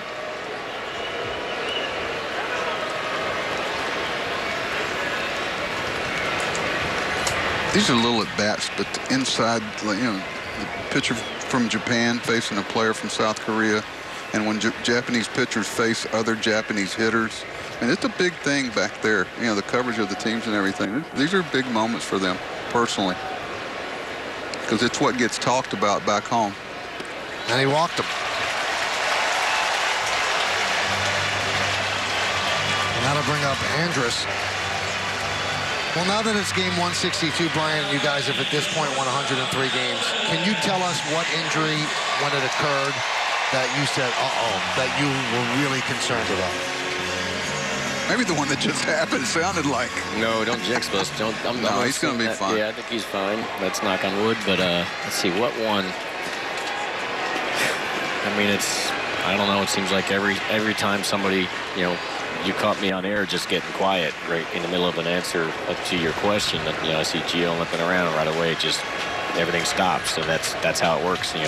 Time stops, then you try to assess it and process it, and then you realize the game is going to continue to go on, regardless. So, somebody else is going to get an opportunity if you lose somebody. So, I mean, the one that was heartbreaking more than maybe most would be the Dellin situation, but that's one that I didn't realize we were dealing with, because he's been such an amazing Yankee thus far, and someone we're really looking forward to getting back into play, because you know what a difference maker he is. And then when you found out, like, let's just get it checked out, still weren't sure if anything was going on with this, and when it came back that he was done, that now he's going to miss the whole year after working so hard to get back. That was very difficult to see, just from, a relationship standpoint, someone that is all in and cares, and his priorities. He loves being a Yankee. He loves being here. He wants to compete for the city and for his teammates, and he knows the type of difference he can make, and then have it taken from him because,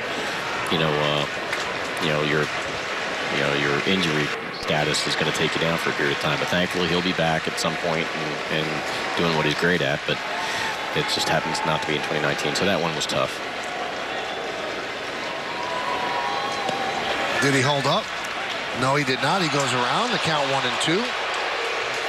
Brian, what do you think about letting each team have one, maybe two check swing reviews real quick, 30 seconds special? How many games, maybe in the postseason for sure. All in. Yeah. I mean, I look at that and I go, okay, we both say that's a swing, especially if we're hoping for the Yankees' sake it is. But how many times, you'd love to be able to go over there and say, let's review that, because it decides games as much as the missed call on the double down the right field line. It was probably fair by Sanchez. Grounded to LeMahieu.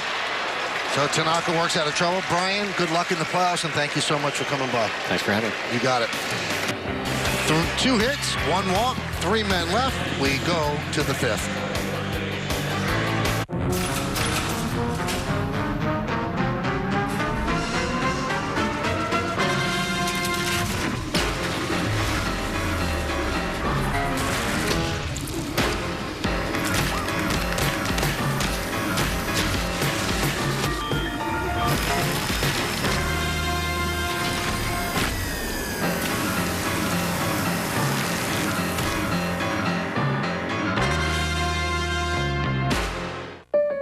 So, Kim, you going for a big Drive Safe and Save discount? Yep, using the app. I've been quite vigilant. Sharon says step on it. The meeting started. Okay, write her back. Dear Sharon, don't mess with my discount. Faster, Mommy. I gotta go to the bathroom. I do too, honey, but we're gonna hold it for Mommy's discount. Easy. But you're in labor. Don't mess with my discount! Get a discount up to 30% with Drive Safe and Save from State Farm. Why bother mastering something? Why hand-tune an audio system? Why include the most advanced active safety system in its class, Standard? Because when you want to create an entirely new feeling, the difference between excellence and mastery is all the difference in the world. The Lexus ES. Every curve, every innovation, every feeling. A product of mastery. Lease the 2019 ES 350 for $369 a month for 36 months. Experience amazing at your Lexus dealer.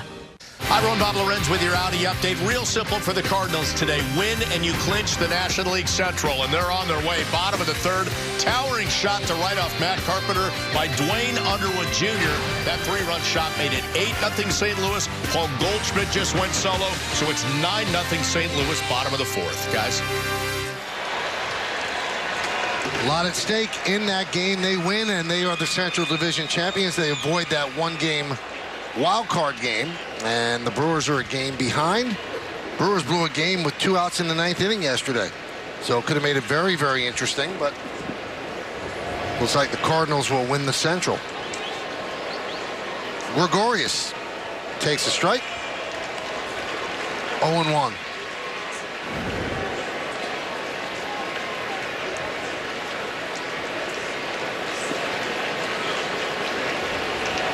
Three-1 Texas. We're in the 5th.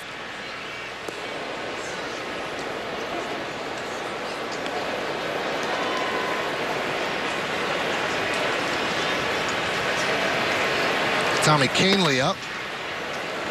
Buck, you think the Urshela ankle twist was on a lip of the grass situation? Yeah, I think there's a big, the way the side works there, there's a big fall off there. And it's not real level. And if I was a betting man, that as he stepped in this area here, he probably, the angle of the grass probably did it. Just got a lot of weight on it.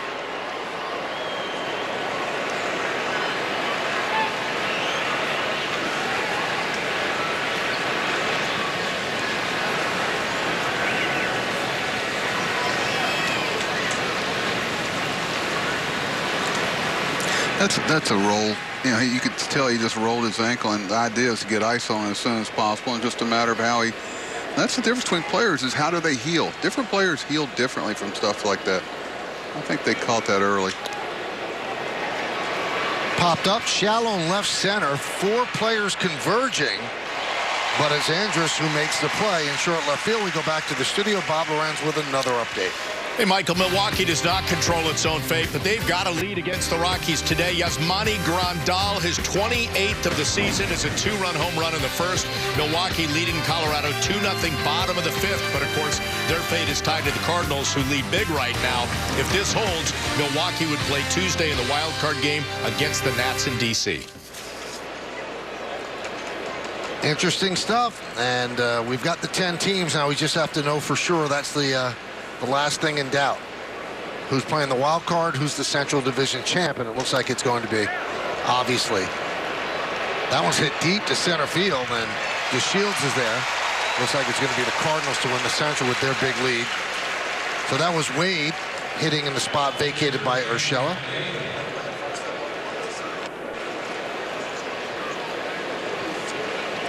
So 2 down. And that'll bring up Maben.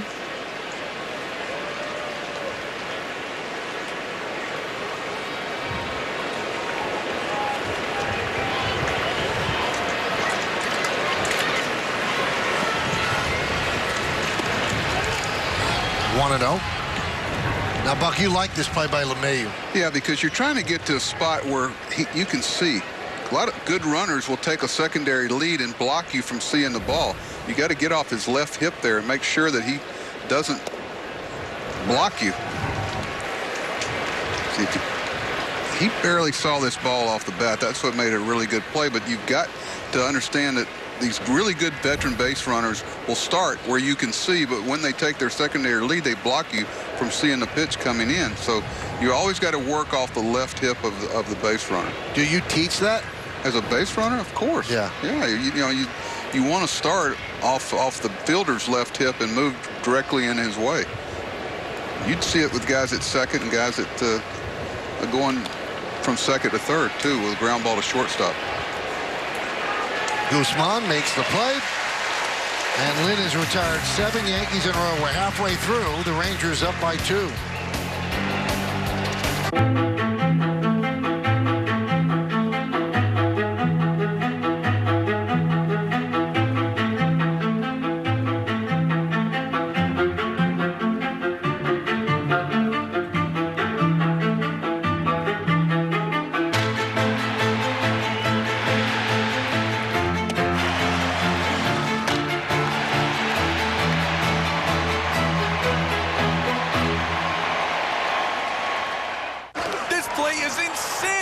And AWS has proof. Dramatic slow motion. It's a 5-step drop, and Russell nonchalantly fires the ball 55 yards. Receiver separation, spooning. Catch probability, a scant 29%. Oh, how did Russell get that ball in there? Precision. Next-gen stats powered by Amazon Web Services. AWS is how.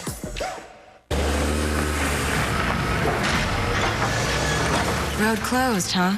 Is any road really closed for Quattro? There's literally no road up ahead. Not even that snowstorm could stop us. Zero road. Okay. Then I guess I'll just find my own road. Go confidently with legendary Quattro all-wheel drive. Get exceptional offers on an Audi today.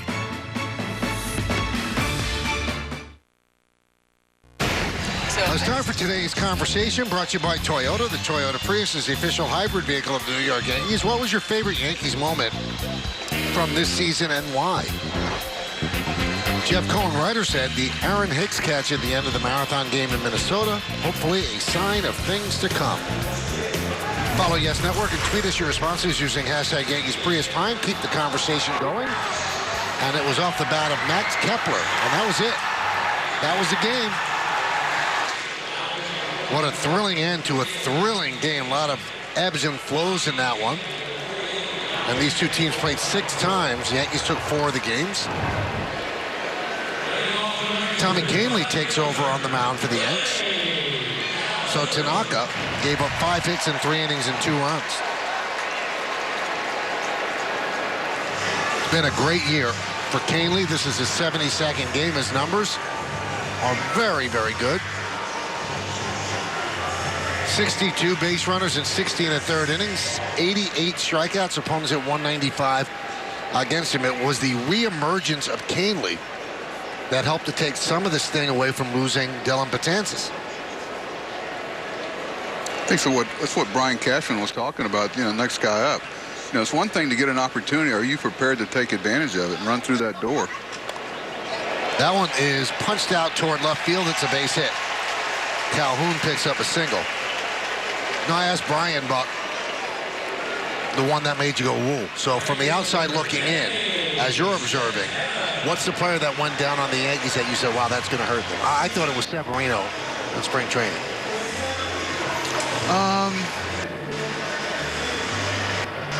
Probably Severino. The position players, I just think that it's always, no one's going to give you pitching, and especially if you're the New York Yankees, nobody's going to help you. It's you've got to have that from within. And I think withstanding Severino not being out there was really impressive. And that plunks Santana. So first and second, nobody out, gives us an opportunity to go back to Bob Lorenz for another update. Hey, Michael, the team home run race just got more interesting. Moments ago, Jason Castro, top of the fifth for the Twins, their third home run of the day. It gave the team a 4-3 lead, but also gave them 307 home runs, one ahead of the Yanks. Season total, guys.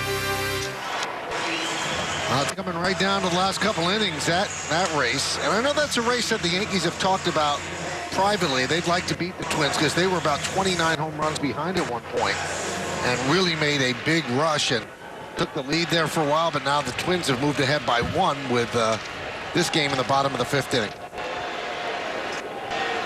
There's the list, and all of those teams are going to the postseason.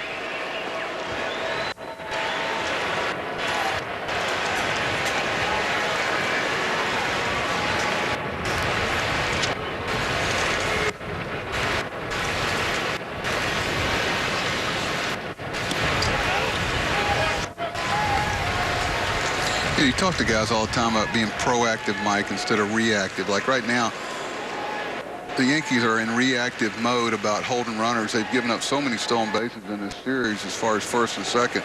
So it's a reaction to what's happened. And when you start in the playoffs, you want to be proactive. You want to know what teams are going to try to do so you can keep that from happening.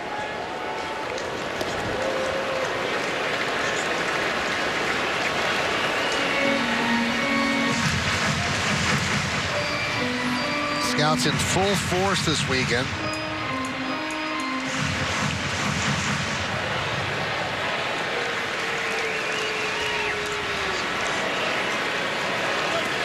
Are those scout gloves?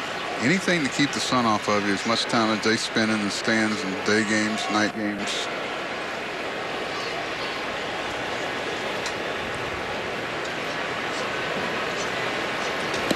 I'd pay to see you in that hat.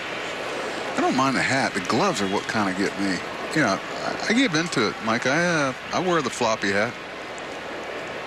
Not where anybody can see me or recognize me. Maybe on the practice range. You not wearing that? You know what? To protect yourself from the sun, that's all I have. I'd rather wear the white one. It's very big in Texas.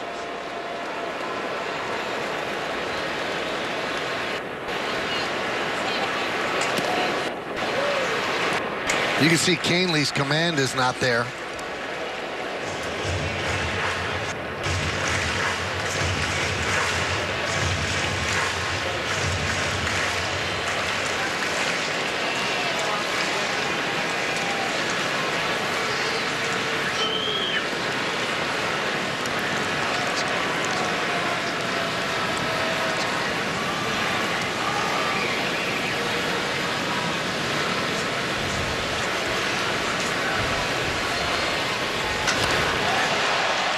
High fly ball, foul ball.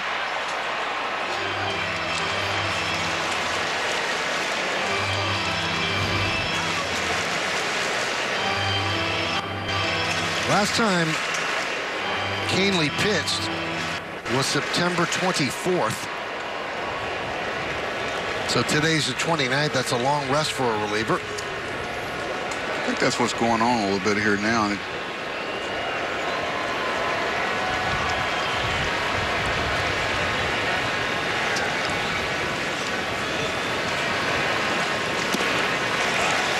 Pretty hard to walk him. Bases loaded, nobody out.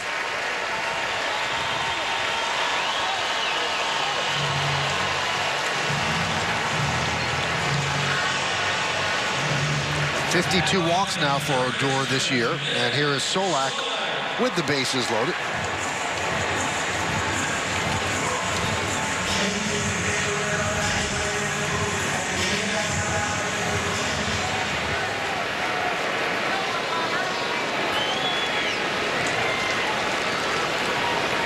Solak, a former draft pick of the Yankees, second-round pick in 2016 out of the University of Louisville.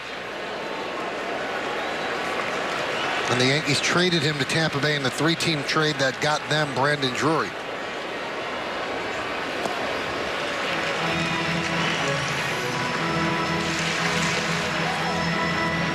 Solak, a two-time All-Star in the minors. Once with the Yankees, the Tampa Yankees in 2017, and in Double-A with the Montgomery Biscuits in the Rays system. Mike, this is the last thing you want to see. Tommy having a deep outing. You know, he's only thrown 8 pitches, but you know, you're wanting him to get out there and get in a clean inning, try to get on to the postseason. Not that simple. Other team doesn't always cooperate.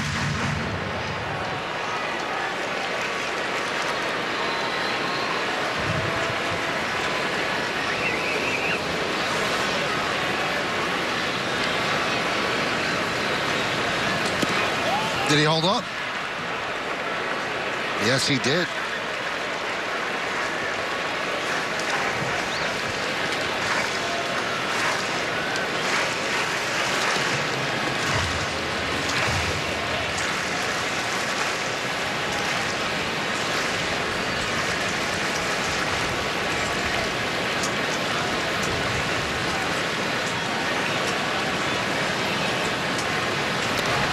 Grounded to LeMahieu. He comes home for one, on to first. Beautiful scoop and a double play. What a scoop on the throw by Sanchez by LeMahieu. So a 3-2-3 double play. All right, Mike, naked eye, out or safe at first?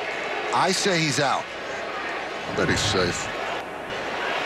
With the short hop.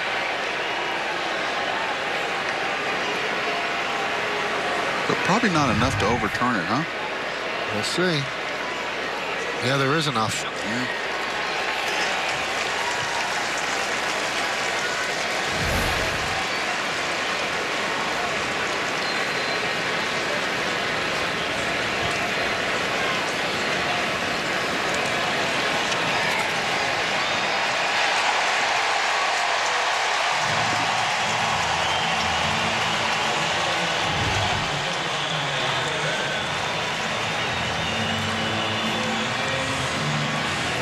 I'm surprised sometimes, Mike, by how many they get right. That's so hard.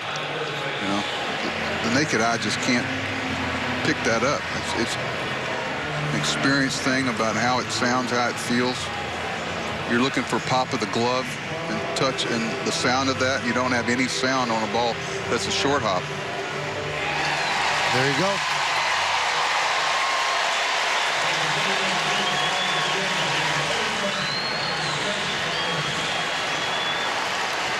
What's the difference between an RBI and not an RBI? Mike, we were talking about things we'd like to see change. Think a guy should get an RBI on a double play?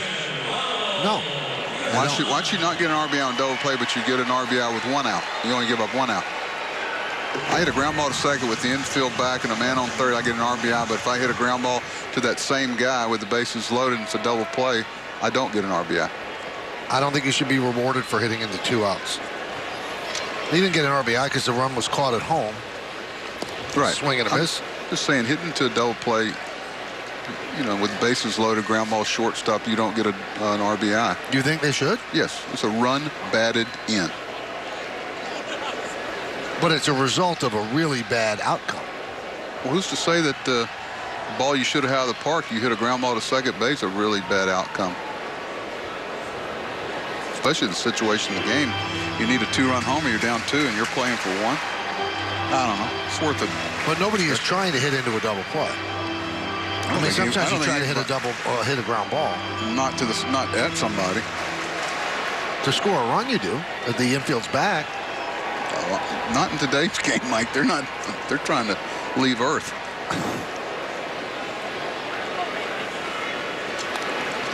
Let me throw these numbers at you, Buck, and I think they're significant. And actually, they were supplied to me by Jack Curry. Entering today, the big four relievers for the Yankees are high leverage guys. In the last 15 days, Canley's thrown 69 pitches, Ottavino 44, Britton 24, Chapman 30. Are you surprised by how little they've been used? Yeah, Mike, I'm not trying to skirt your question. Maybe I am. I trust Aaron and Larry. I really do. I'm not going to sit up here and smugly say this is the way it's been done in the past and you're not following that pattern, so you were wrong. That's not, to me, you win 103 games, you get some cachet with me. You know what you're doing. There's things going on in that clubhouse every day behind the scenes about people's health. Okay, let's pitch them every other day for 2 weeks, and now they're not able physically to pitch in the playoffs. How smart are you then? Let's just trust the people who are with them every day. They know what they're doing. But, yeah, it does look a little unconventional. Has a base hit to right field. 1 run scores. Here's the throw by Judge. It's cut off as Odor scores. Guzman with a 2-run single, and it's 5-1 Texas.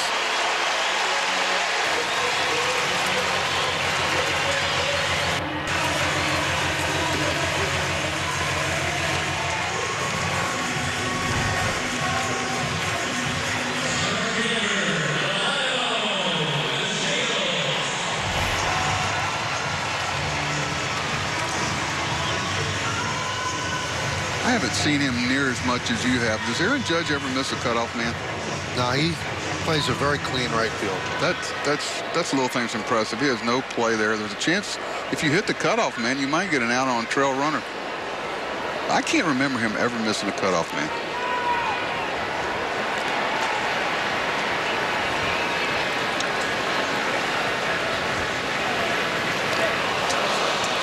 Bunt's foul. He has 8 bunt hits this year and 8 sacrifice bunts. When you were in the dugout with the Orioles and he came up, did you see right away that he was a good player, or was it something that you grew into watching? You talking about Aaron? Yeah. You know, you see a guy that big, you immediately go, okay, this guy's got to be probably a poor defender, probably can't run, may not be able to throw. We know there's going to be some leverage and strength, good things going on. Then all of a sudden, the more you watch him, you went, what pick was he? How many people were passed on before this? I think the athleticism what jumped out at you. This should be 2. There's 1. And there's 2. But the Rangers score 2 runs. They leave 1. We played 5. It's 5-1 Texas. I come from springs, filtered through the 10,000-year-old glacial aquifers of Maine. I am Poland Spring, 100% natural spring water from the heart of Maine. Also, try our great-tasting sparkling waters.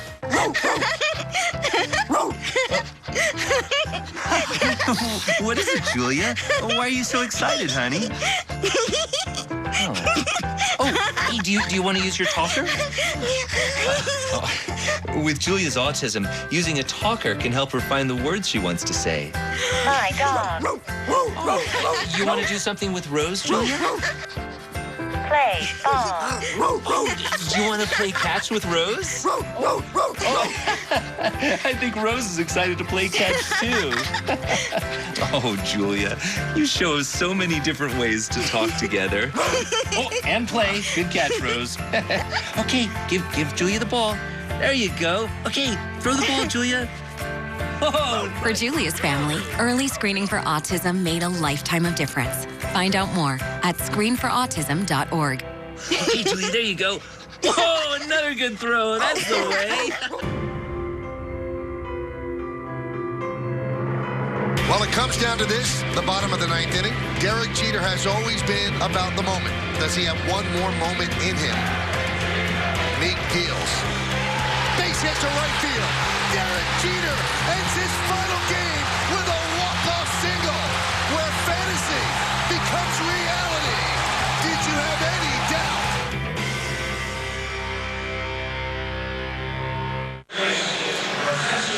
2020 season tickets are on sale now, and this is your chance to join the tradition and legacy of the New York Yankees. Purchase a plan and enjoy the best seat locations, significant savings, and flexible payment options with plans starting at just 9 games. For more information and to purchase your 2020 season tickets, log on to Yankees.com, call 212-YANKEES, or email seasontickets@Yankees.com.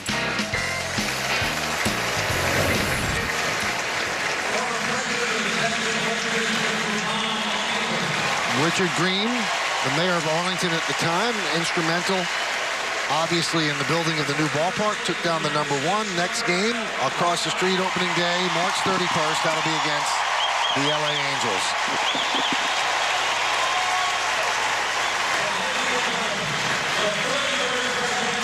And now they're introducing George W. Bush. He gets a huge ovation here from the crowd. He was once part of the ownership group that owned the Texas Rangers. And Buck, you've had interaction with him. He doesn't just like baseball. He loves baseball. Oh, he loves it. And believe me, before he would go to, he told me years ago, before the last thing he'd do every day was check the highlights and the scores of the Texas Rangers and a few other teams. This is even when he was president. Oh, yeah. He, humble, sharp guy. Always treated us well. Impressive. Well, with the introduction of the president, the players had not taken the field. Now they do. Didn't you once visit President Bush at the White House? Oh, jeez. And there was a little bit of an incident? Well, I had signed a contract extension or something. You had to have a nuclear stress test. Right. And I guess it's like 2 or 3 days. They want to take a physical, make sure you're not going to keel over before they give you the contract. So we go up there, the owner, Mr. Hicks, we went in there, about 10 of us. Mark Teixeira, I remember, was with us, John Hart, and I walk in, and all this, the lobby before you go into the Oval Office, and all of a sudden the alarm goes off. Wow, wow, wow, wow. I'm going, oh my gosh. I look around, all of a sudden 3 or 4 guys appear, with their hands underneath their coat. And hey, before we get going here, anybody had a nuclear stress test in the last 10 days? Guess who has to put his hand up? Well, I got walked into the other room. They had to call the doctor, went through all the things. The rest of the day, I had a guy with me following me around. But we go in the Oval Office, and President Bush goes, had a stress test, huh? And I said, yeah. He said, you're not trying to do anything bad to me, are you? No, it's funny. The history he told about the Oval Office in there was just remarkable. The pride he had in that office, and the way that he talked about all the things in there. He had time for us. And then he quizzed us on baseball. His last week in office, he wanted to have, they asked him what are the things that he wanted to do before he left, besides from the political end of it, but he wanted to have a baseball dinner and pick people. And I was fortunate to go up there. There was about 15 of us. Pedroia was there, I remember. It had nothing to do with your political. He just wanted to sit around and talk baseball for a couple hours. He's here with his wife, Laura. Big SMU fan. He's at all their basketball games. They love when he comes to your golf course because he's considered the fastest golfer ever. He can play around in 2.5. Caddies love him. He comes to the course early where he doesn't disrupt play. He plays in 2.5 hours, and he's out there. You know he's there.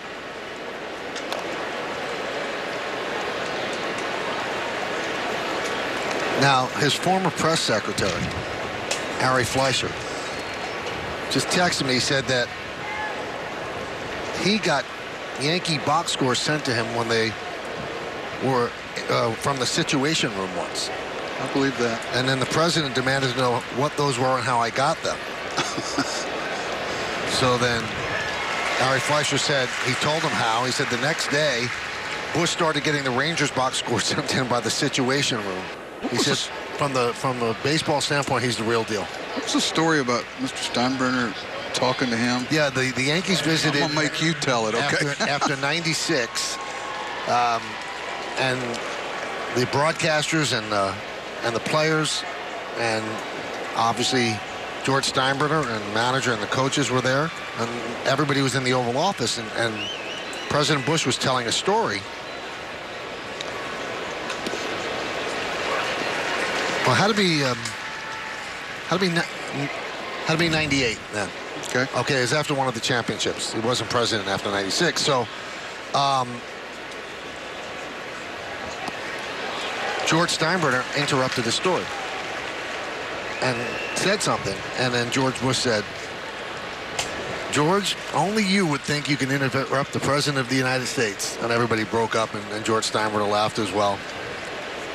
Now I'm saying, now the more I think about it, it's 2000. After the Yankees beat the Mets in the World Series.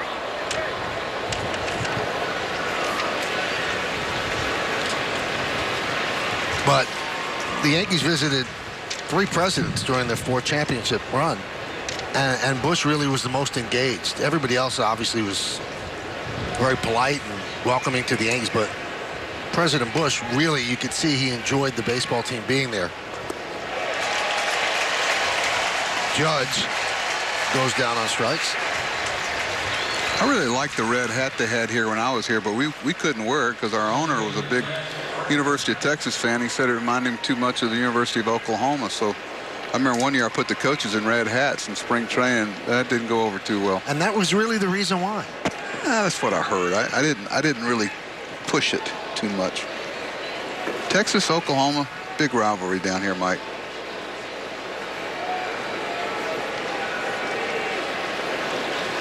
You've become a real Texan, though. You really love college football now. Yeah, well, that doesn't make me a Texan. I liked it when I was in Northwest Florida. I liked it when I was in New York. And I don't know about Arizona. Pac-12, please, spare me.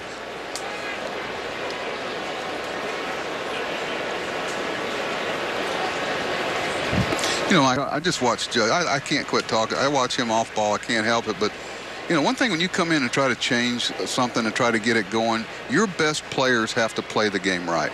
Whether it's Gardner, whether it's Judge, you know, whoever. And when you go see a DJ LeMahieu, you know he's going to fit into that.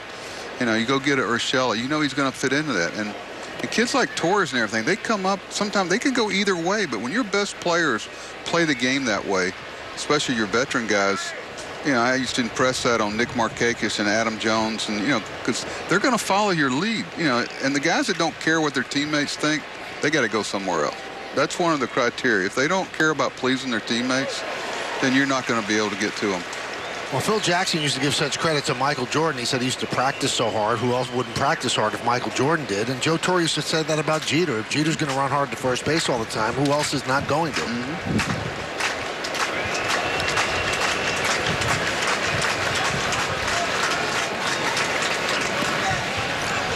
It's just that, you know, you want guys that don't take things for granted. Okay, why do I really need to run down there? You know, it means it looks like you are assuming something's going to happen, and this game will bite you. And I think it's just a competitive edge that you get from playing a game right.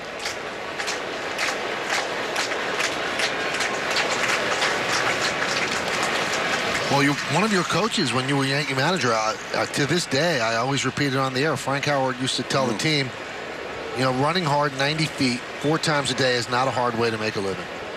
There's about 50,000 people here today would think they could do it.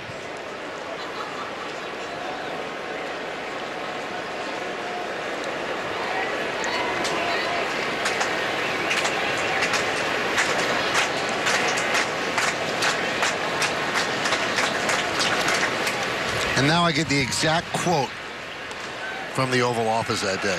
President Bush said, "Not even the boss gets to interrupt the president." Yeah, I thought you were trying to clean that up a little. Oh, my. You gave me some advice along the way. Bullpen usage. Fly ball left field. Calhoun makes the play. And the Yankees have gone down 10 in a row since the Judge home run. We go to the bottom of the 6th inning. This is the nimble Chevy Trax, the versatile Chevy Equinox, the stylish all-new Chevy Blazer, and the roomy Chevy Traverse with seating for up to 8. The Chevy family of SUVs. No matter what you're looking for in an SUV, Chevy's got you covered. Current GM owners get over $5,500 below MSRP on this well-equipped Equinox. See your local Chevy dealer. T-Mobile partners with MLB to bring fans everywhere closer to the game. Allowing fans to share highlights that seem impossible and memories that become unforgettable. Because baseball is more than a sport. It's America's game, and it's on America's network. T-Mobile, now connecting 99% of baseball fans. The newest food obsession is toasted cheddar baked on the shell of a chalupa. Now tastefully curated with a flight of 2 crunchy tacos and a medium drink. The new $5 toasted cheddar chalupa box, only at Taco Bell. Order now and get it delivered.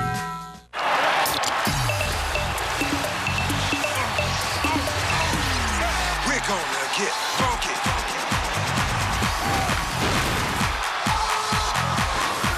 Cha-cha now, y'all.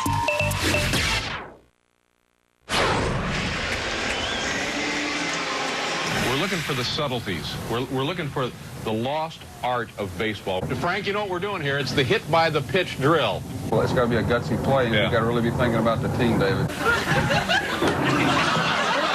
that's what helmets are for.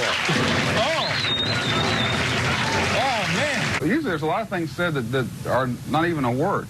Like you'll go, oh, hey, oh, and you're not really saying it. Right. But what does that mean exactly when you say it? Well, you got a lot of people turning around, and you got everybody's attention, and you just kind of look at Frank. Oh, I see. That's a Coors Light refreshing finish. How much fun was that? Getting Frank Howard to be unserious, that was really tough. But, I didn't want to. We were doing sweet nothings from the dugout. Things you say, they don't mean anything. You go, hey, people, you're just trying to get somebody's attention. Once they turn around, you better have something to offer. Adam Ottavino is on for the Yankees, deals a strike to Trevino. I was nervous. Were you really? Yeah. David Letterman? Jeez. He did a thing with me one time, Mike, that he called in spring training. They asked me if I'd go on. I said, well, sure, if that's what, I had to clear it, obviously, but he was trying to see how many cliches he could get me to say in a 2-minute period. He had set up this big board back in the studio, and every time I would say, well, we're playing them one day at a time, or, whatever. I heard this noise in the background, like ding, ding, ding, and applause and laughter. I'm going, what's going on here? So I kind of figured out what he was doing. Hey, when you want to make sure your players don't get ahead of themselves and they want to take a certain game, what do you tell them? And he got mad. He said, he cut the skid off. That's it, out. And the guy called me and said, you can't do that. I mean, what am I supposed to do? Let him? Dang, I figured it out. Well. Oh, so you stopped using cliches? Yeah. Wouldn't you? Or would you? Now, you know what? Maybe I shouldn't have. I bet you never went on again after that. That was it, Mike. Trevino picks up a single.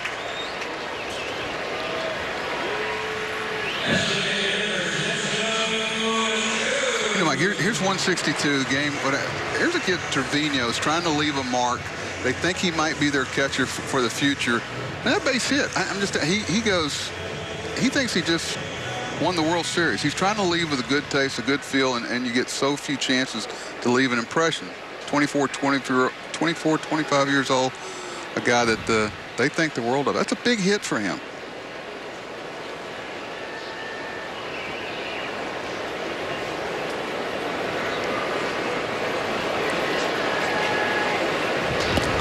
So the name on the back of his uniform is Trevino.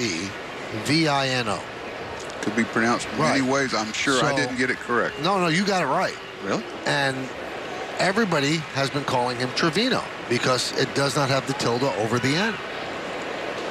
And Aaron Boone actually walked up to me today and said, why does the PA announcer call him Trevino? He doesn't have the tilde. He's pronouncing it wrong. So then I checked out with Texas TV. I knew I like Aaron for a reason. And as he was saying that, I said, boy, is that a Buck thing. And then I asked the Texas announcers, and he said, we've been calling him Trevino. But then we checked, and he said, it's Trevino. And we said, well, why don't you have a tilde on the end? He said it would confuse people. That's a great story about Bob Shepard, the great announcer for the Yankees. He never came. It was like God coming down. And remember, we called up a guy named Andy Stankiewicz, and he came down and he said, "Is it Stankevich or Stankiewicz?" And he said, "Stankiewicz." I said, "Andy, you know what a big deal is? He came down here to ask how to pronounce your name." And a walk to Shin-Soo Choo. He also came down once. It was a rainy day. Came down in a trench coat. And Paul Zuvella was on the Yankees. And he just walked up to Zuvella and said, "Is it Zuvella or Zubala?" And Paul Zuvella looked like he had seen a ghost. And he said, "It's Zuvella." And then Bob Shepard said, "Thank you," and walked away. And Zuvella said, "Was that God?" That voice. You talking about playing to a moment and making old Yankee Stadium what it was. One of the many reasons was the voice of Bob Shepard. To have your name announced on opening day there, it's pretty cool.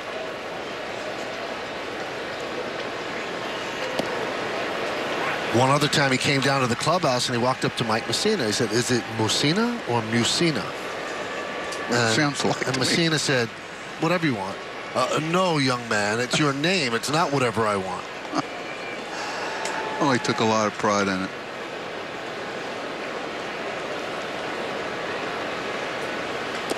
Waved at that one. 0-2 on Andrus.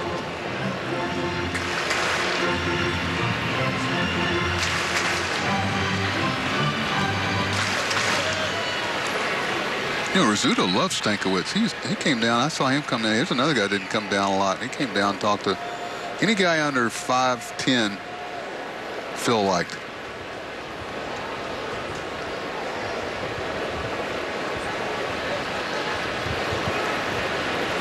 The 0-2.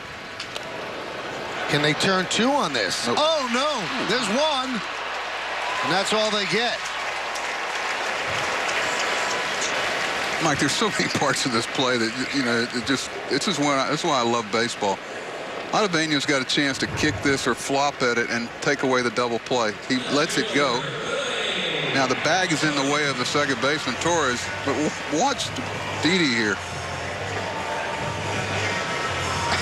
There's so many parts of that, and the throw with the runner on top of him. Okay, I'm sorry. That's why I love the game. There's 4 parts. You know, the pitcher lets that ball go for the double play. The bag gets in the way. The ball's deflected to a shortstop who doesn't give up on the ball. Not only that, but he tries to turn 2. So 1st and 3rd now with 1 out. Here's Willie Calhoun.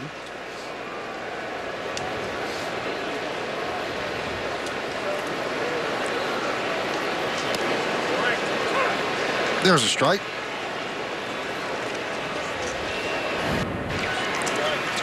Put out at second is a 4-6 because Torres touched it first. And it kicked out to Gregorius, who stepped on the bag for the force.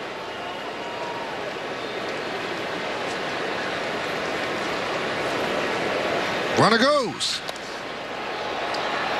Fly ball center field. Tagging is Trevino. The throw comes into second.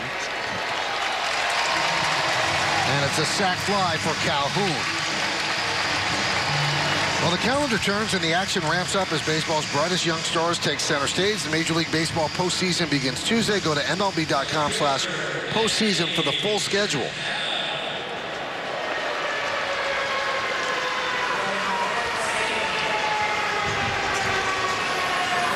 So 2 down. Calhoun gets a ribby, his 48th of the year, and here's Danny Santana.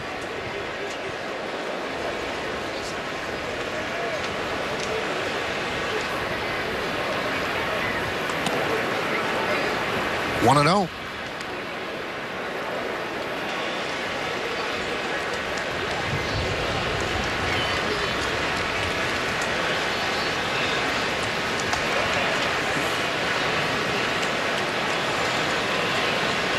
Runner goes.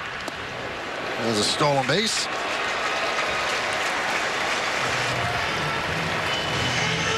You want to know why Andrus doesn't? You see certain guys get deked by infielders. He's running on the pitch. Watch him look in and find the ball. So Didi's trying to deke him there, so he'll keep going. not his first rodeo.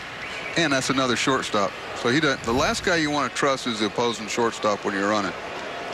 That stolen base for Andrus, his 30th stolen base of the year.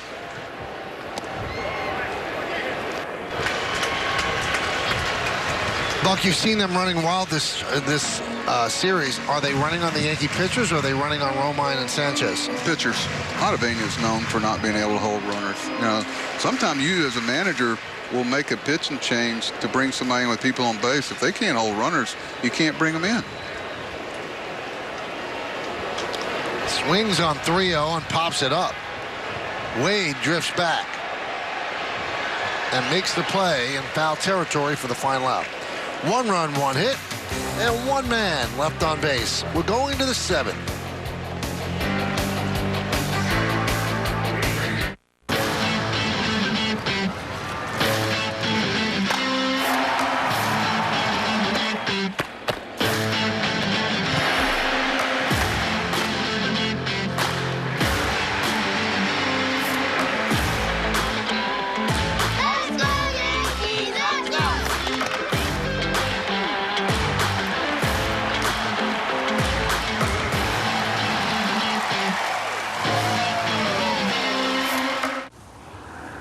Most people like to know how fast their car goes from 0 to 60. But wouldn't you prefer to know how fast it goes from 60 to 0? The 2019 Volkswagen Tiguan with 6 stability-enhancing features that can help you slow down in an emergency. Come in now to your Volkswagen dealer and lease a sophisticated and capable 2019 Tiguan S4 Motion for just $209 a month.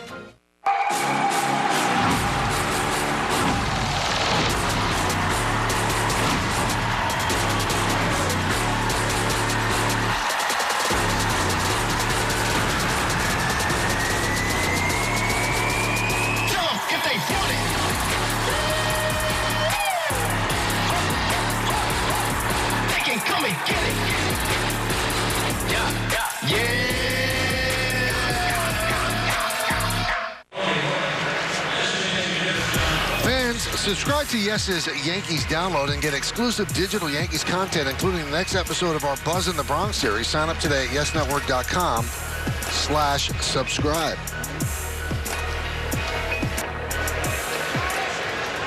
Well, we go to the 7th inning here in Texas.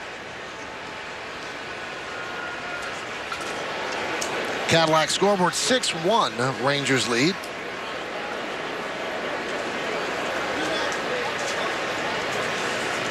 A sellout crowd of 49,144 here at Globe Life Park. Yankees still a home run behind the Twins for most home runs by a team this year, and the most in baseball history in one season.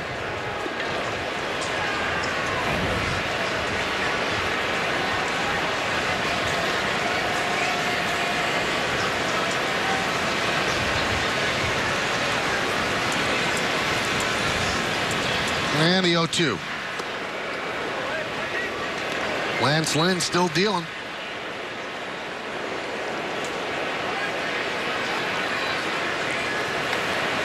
Zach Britton up for the Yankees.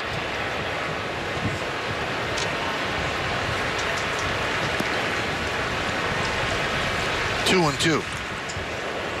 Stanton 0 for 2 with a strikeout and a pop up to first.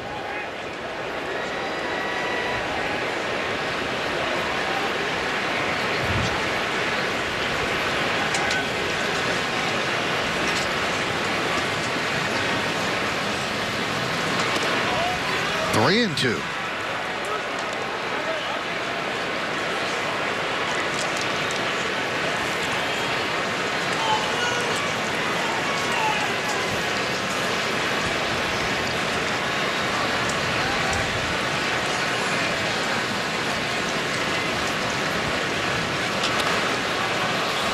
High pop-up. Odor makes the play. 1 away. It's time for the Fios fast play of the game. It was the final first pitch thrown here at Globe Life Park. And the Hall of Famer, Nolan Ryan, threw out the first pitch to Kenny Rogers, who got a huge hand from the crowd when he was introduced.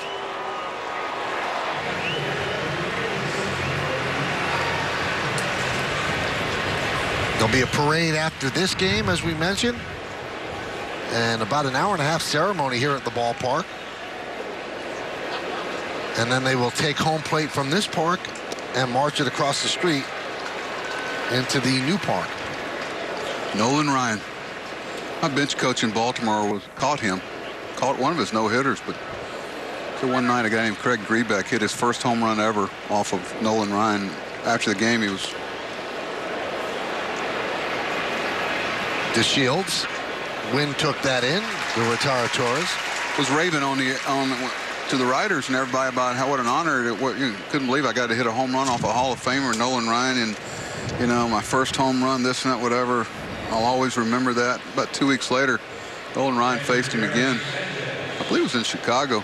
First pitch, you know, buried about 2 knuckles deep in his rib cage, and you know, one that goes straight down. He goes in, and John Russell looks over and says, "No, what was that?"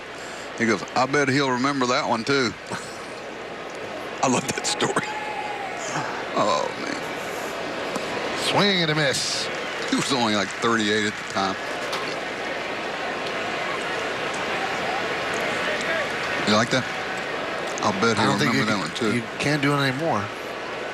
Yeah, I was going to check him one night. I thought he was scuffing the balls, and Durwood Merrill told me, "Don't bother coming out here. I'm from Hooks, Texas, and I'm not checking Nolan Ryan in Arlington."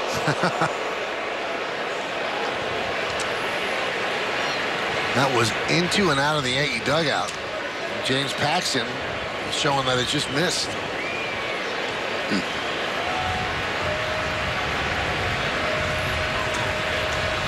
They might want to put him in bubble wrap to make sure he gets through today.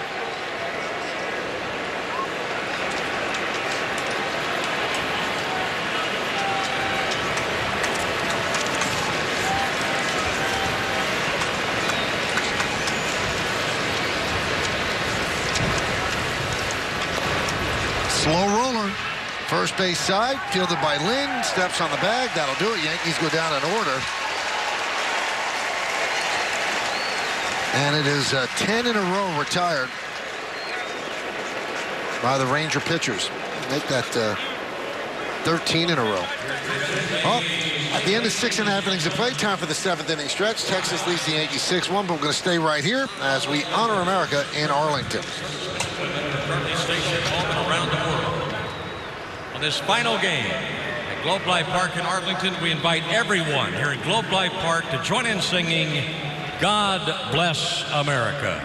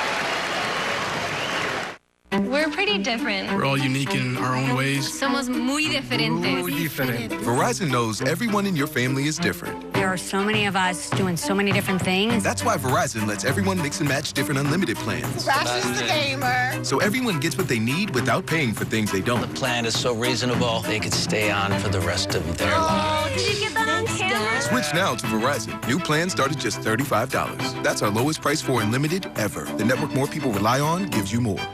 Another foodie trip. Who even cares? 211 people. Thanks, Captain Obvious. Don't hate like their trip. Book yours with Hotels.com and get rewarded basically everywhere. That fish is done, Carol. Hotels.com. Be there, do that, get rewarded.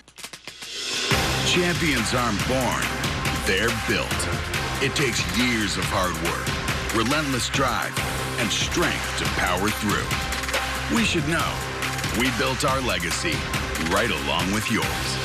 So from one leader to another, welcome to the playoffs, boys. It's time to go all the way. Ford Explorer, the official SUV of the New York Yankees. For current offers, visit buyfordnow.com. Time for your Ford Studio update. Bob, Flash, and Jack with you. The mantra on the pregame, just get through game 162 healthy. And that didn't happen because Urshela had to leave this game early after turning his left ankle. The hope and the belief for the Yankees that it's not anything serious. But even in the few innings that he played, he made 3 great plays to show you why they need him at third. Yeah, we're trying to figure out how the pitching is going to look moving forward. Green as the opener, Tanaka as the reliever for the first time in his career. I thought he just looked okay. Didn't look great. We'll talk more about that on the postgame, guys. Back to you. All right, thank you, guys, and we'll hear from you and Meredith a little bit later on. Game summary brought to you by Nissan, 6-9-0 for Texas, 1-2-2 for the Yankees. Chad Green opened, went 1 inning, allowed a run. Lance Lynn, a strong 7 so far. The Yankee run coming on Aaron Judge's solo home run. Tanaka went 3 innings, 5 hits, 2 runs, 1 was earned, a walk and 2 strikeouts.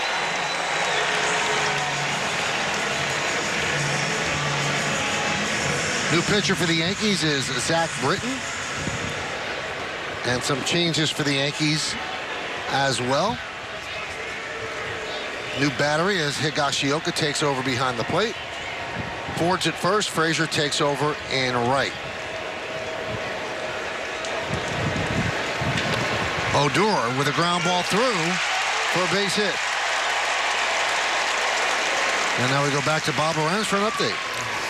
Hey, Michael, really nice moment at the Giants game. Madison Bumgarner pinch hitting in this game, standing O at Oracle, tip of the helmet. He works a 3-2 count against Clayton Kershaw and ends up lining out. But Bumgarner, 11 seasons with the Giants, a 3-time World Series champion. Could have been his last time with the Giants. He's a free agent after the season, guys. That'll be a tough one for the Giants to execute and let Bumgarner go. But they might be in a little bit of a rebuild. Zach Britton, you see his numbers. This will be his 66th game. A couple of managers today officially lost their job. Joe Madden, everyone assumed that was going to happen. He and Theo Epstein of the Cubs met the media, and they said they both agreed that it was best to move on. And Clint Hurdle of the Pirates, who 2 days ago said that he was told by management that he would be retained, it was revealed that he is going to be fired with 2 years left on his contract.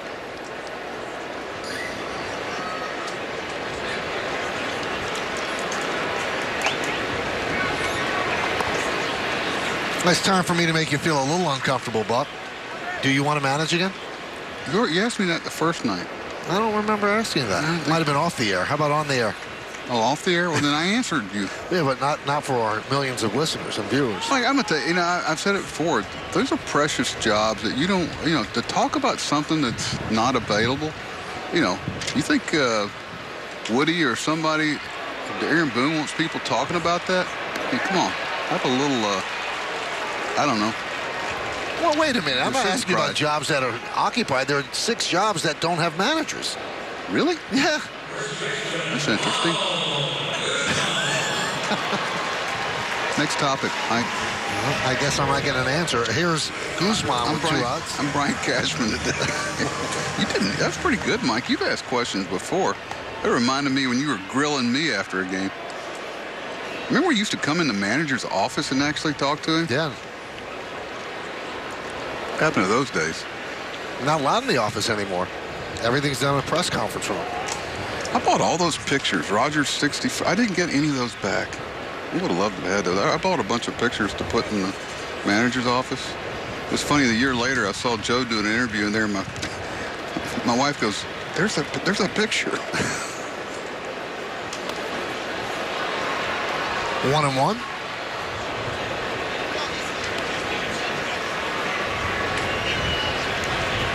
the great thing about Zach. He's always a pitch away from a double play.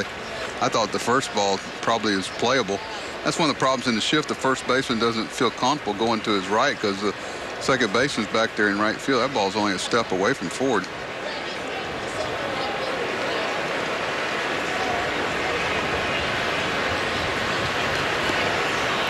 One and two. Mike, he's throwing his breaking ball a lot more this year, wouldn't you say? I'd say a lot of more late, games for than I sure. have. Yeah. For sure of late. Certainly in September, he's mixing that in a lot more.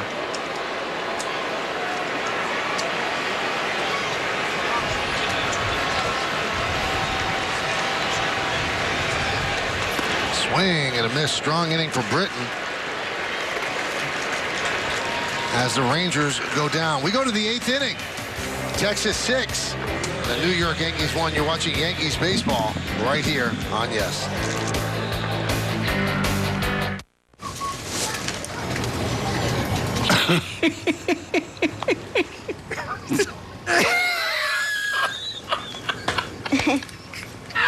When you're overpaying, get it on eBay. We all exist here on this planet to benefit others. That's how my wife and I feel when we give to St. Jude every month. Our giving to St. Jude is right up there with our mortgage. That's the priority that we put on giving to St. Jude. Yo les puedo decir que es la satisfacción más grande que tengo. Es que yo estoy dando vida al ser un donante. We just think of how we would feel if our kids had cancer. It's giving back for the blessings that we have been given in our life. It's a cause that should resonate with anyone who believes that a child should be able to live a long, healthy life. There's something about putting your arms around a child and bringing comfort. That's something that we can all agree on. When everyone comes together for this good, nothing can stop it.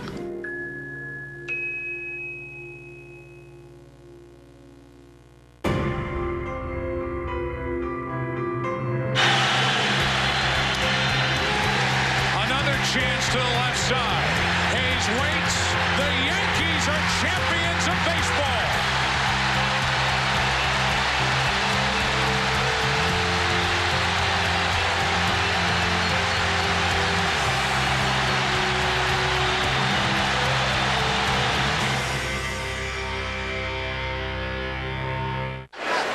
This chiropractic telecast presented by authority of the New York Yankees and may not be reproduced or retransmitted in any form, and the accounts and descriptions of this game may not be disseminated without the express written consent of the New York Yankees. We go to the 8th inning. Lance Lynn is still on the mound. He'll face the bottom third of the Yankees order. Rip foul. I've got a question, but again, Chris Woodward knows his team better than they. Don't you want to get Lance Lynn out of there? You got 2 more years left on his contract. This game means nothing. He's giving you 7 innings of 1-run ball. Why push him here? Well, the only thing I can think is that maybe he's asked him to, and out of respect and reference to Lance Lynn and the things he's done for them all year long, he lets him make that decision. I don't know. I'm not saying that's good or bad. I'm just saying that might be what's happening. Hyundai scoreboard 6-1 Texas. Very much like Mike Minor the other night, throwing almost 130 pitches at the end of September with so yeah, there's sometimes they do let them do that.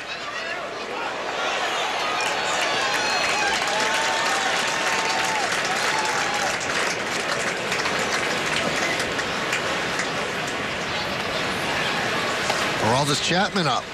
So obviously, despite the 5-run deficit, the Yankees trying to get in all of their high leverage relievers, and they will accomplish that once Chapman comes in.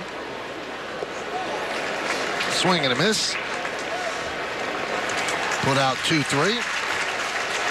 So Didi, unless the Yankees rally, is going to end the season on a 2-for-23 slide.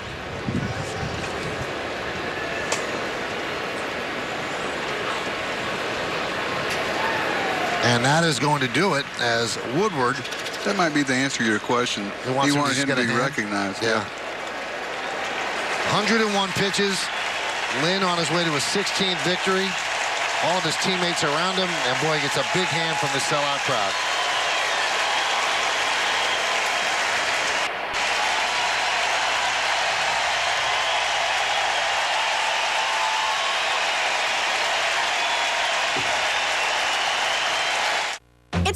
room for new model year Kias, so come check out your favorites. Get great deals on vehicles loaded with advanced technology features, like the 2019 Optima and Sorento with available lane keeping assist. And with 12 IIHS top safety picks, you'll find the Kia that's perfect for you, all with a 10-year, 100,000-mile warranty. Ooh, I think we found it. Or did it find you? Wow. Hurry in to Kia's summer clearance event and lease the 2020 Sportage LX for $149 a month. Plants capture CO2. What if other kinds of plants captured it too? If these industrial plants had technology that captured carbon like trees, we could help lower emissions. Carbon capture is important technology, and experts agree. That's why we're working on ways to improve it, so plants can be a little more like plants.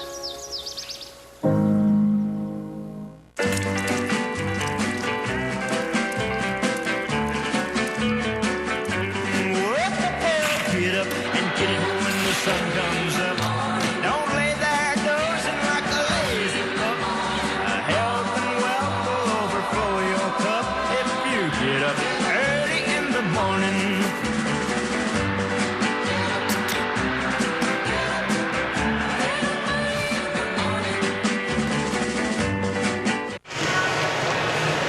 Welcome back to Globe Life Park. It's time for today's injury report, brought to you by Montefiore Doing More. You heard Brian Cashman say they are optimistic that Edwin Encarnacion will be able to go in the postseason.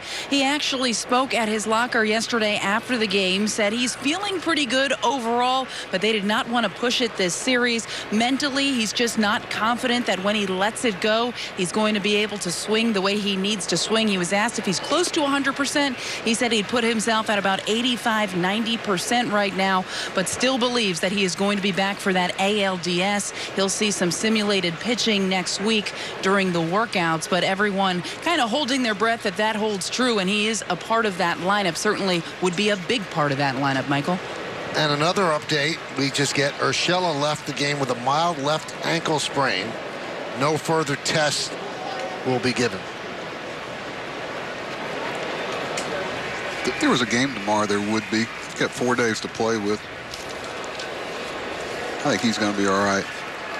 I tell you the other thing. I've dealing with the obliques through the years, Mike. It's an injury that there's no in between. Either you don't feel anything or you feel something. And I'm just basing it on experience of 20 or 30 of seeing those. And if you come back one day early, you set the chances of being set back completely. And I think it's kind of iffy whether he makes Friday, because if you get another setback, he's done. But you know, I know he wanted to play today and wanted to try it, but what if he tries it and he's wrong? You know, so I think at some point in the next 4 days, they're going to ask him to let it hunt, so to speak. But if it doesn't do well, he'll be done for the rest of the season. High pop-up. Guzman makes the play. So Leclerc comes on and gets one out, retiring Wade. Now he'll face Cameron Maben.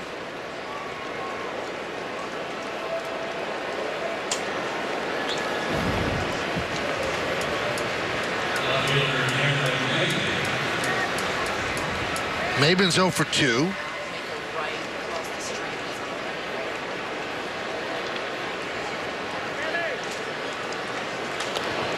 He swings at the first pitch and pops it up. It's out of play. They talked the other day about the great play by Gary Matthews Jr. On this date, 1954, shows you this date, 1954, they were playing the World Series. Willie Mays made the catch off of Vic Wertz. Remembered forever. Was it remembered because of how great it was, or because what it meant to that game? Both. Yeah. Because there are some plays that are made in nothing games that you go, wow, that's one of the greatest, but it's forgotten the next day because it didn't mean anything. But if it's done in the World Series.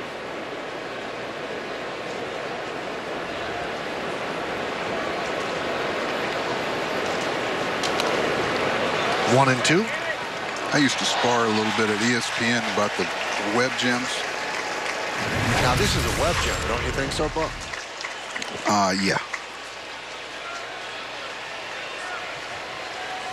And then turned and made the throw. Off the bat of Vic Wirtz. I don't think they had many padded walls back then, Mike. What do you think? No. You were on your own. And Maben goes down on strikes. And the Yankees, 5 innings in a row. 3 up, 3 down. We go to the bottom of the 8th.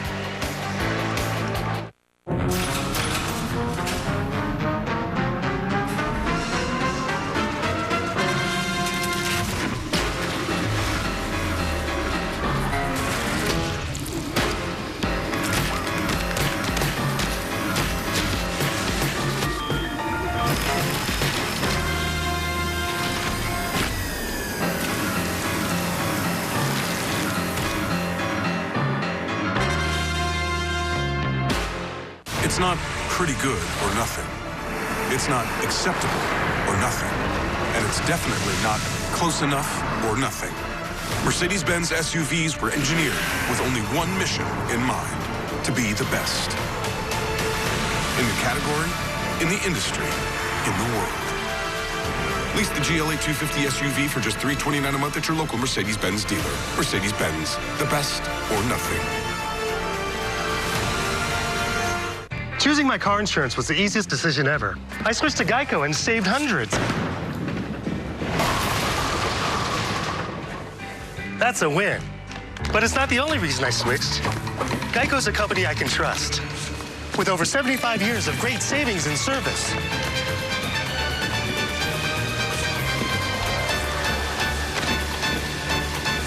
Now that's a win-win. Switch to Geico. It's a win-win. Add more movement to your day and create a healthier workspace with the Fellows Lovato Height Adjustable Desk. Head to WBMason.com to place your order, and WB Mason will deliver and assemble your new Lovato desk for free. Sitting or standing, nobody does it better than who but WB Mason. Well, 1 home run in this game. It's off the bat of Aaron Judge, and we'll take a look at the exit velo presented by Spectrum Mobile. Best network, best devices, best value. 104.7 miles per hour off the bat. And it traveled 408 feet right into the hands of that Yankee fan.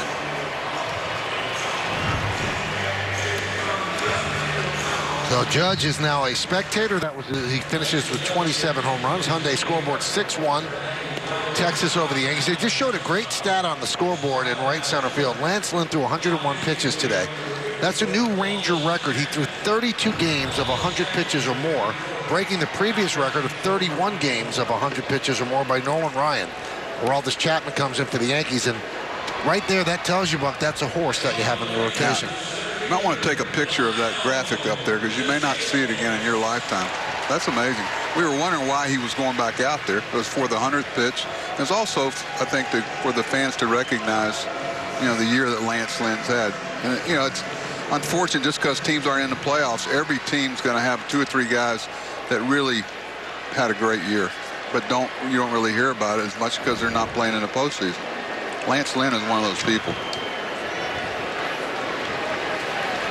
Thairo Estrada takes over at shortstop for Gregorius. Chapman, the 6th Yankee pitcher. Through these 3 games, we never got an opportunity to ask you about managing. Well, you already gave a non-answer on that. No, I didn't. You were the manager when the organization traded A-Rod. How difficult was that? Well, it was and it wasn't. We had 1/3 of our payroll tied up in one player. Popped up. Torres makes the play. And we couldn't go forward with the payroll that we had to have here in Texas with that much money tied up in one player. We ended up with Soriano, and we actually had a player to be named later. We could have gotten Cano, but we ended up with Joaquin Arias. We could have gotten Cano and Soriano in that deal, but we picked the wrong guy. We had 5 guys to pick from. That would have been a pretty good trade, Soriano-Cano, for Alex. Well, there's a lot that went on there. But you know what, Alex lived up to his bargain here. He was a great player here. A lot of times you sign those free agents, those long contracts, some of them out there right now, and you look back at them and go, what were we doing? He lived up to his end of it. He was great in Texas. He wasn't good. He was great. And he played every inning. Yeah, and played a Gold Glove shortstop. A lot of people forget about that. And how, you know, he basically just moved over to third base for Derek. Trevino lines out to Frazier, second out. Was it hard, though? I know you said a third of your payroll, but was it hard to trade arguably one of the best players in baseball history in the prime? Well, it's different for different situations. If we'd have known 3 or 4 years later they'd gotten a TV contract and the payroll would jump up like it has here, it was a different deal. But trading Alex Rodriguez was not easy. But if you look at our organization and our system and the way we had to do it, knowing who you are, we weren't going to be able to go forward with that much money in one player, a third of your payroll. Here's Chu. Did you get along with Alex? Yeah. I mean, you know why? Because he was a good player. He played hard, posted up, really loved the game within the game, loved talking the game. Was engaged and, loved to hear a lot about the Yankee players that I was fortunate enough to manage. He asked a lot of questions about people I'd had. He's around some good people. Lou Piniella, Joe Torre, Joe Girardi. He's been around some good people.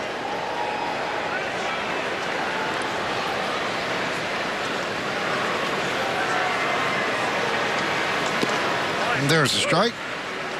There's that slider that's been so effective for Chapman this year.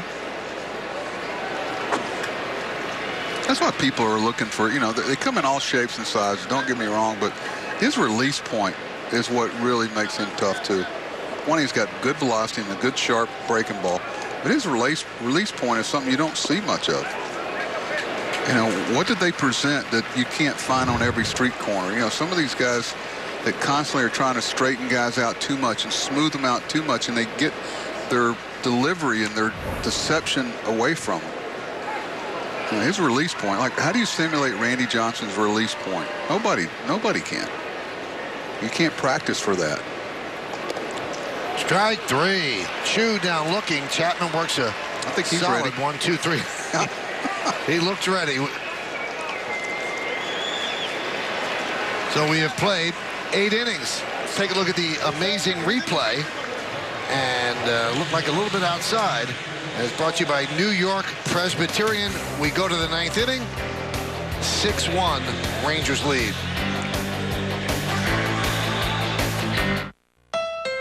The Honda CR-V is perfect for people from all walks of life. From the daydreamers to the night riders, and the carpoolers to the lone wolves. Let's not forget the young ones, and those young at heart. No wonder people made the CR-V the best-selling CUV in its class. Hurry to your Honda dealer during the #1 CR-V event and get a great deal today.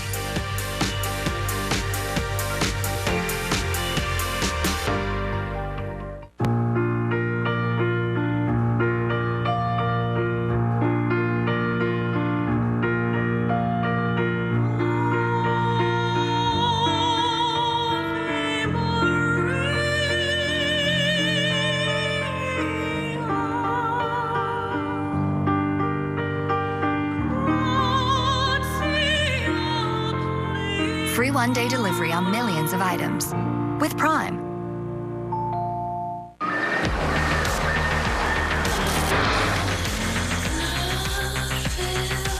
The 2019 Cadillacs are made to move. And made to shine.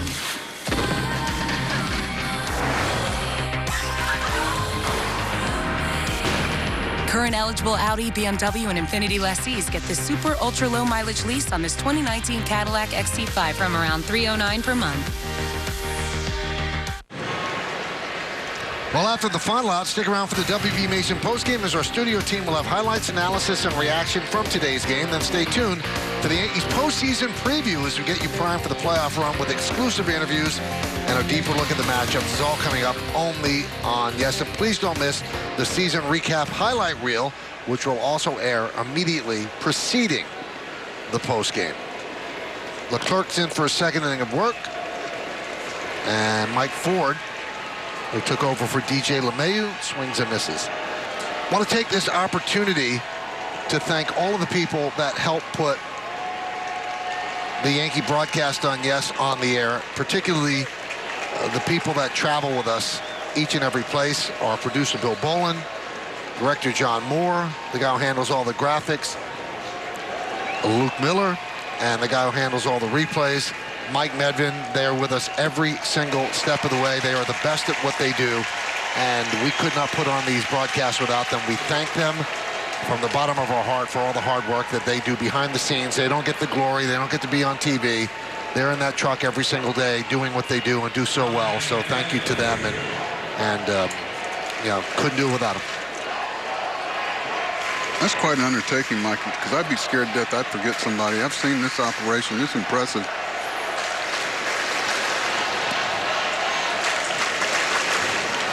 Obviously, the men at the top, John Littner and John J. Filippelli, who put this all together. And everybody's name is going to be on the screen at the end of this game. So everybody will get their proper thank yous and recognition as well. But just wanted to name a couple of people that we travel with all the time, and our two big bosses as well.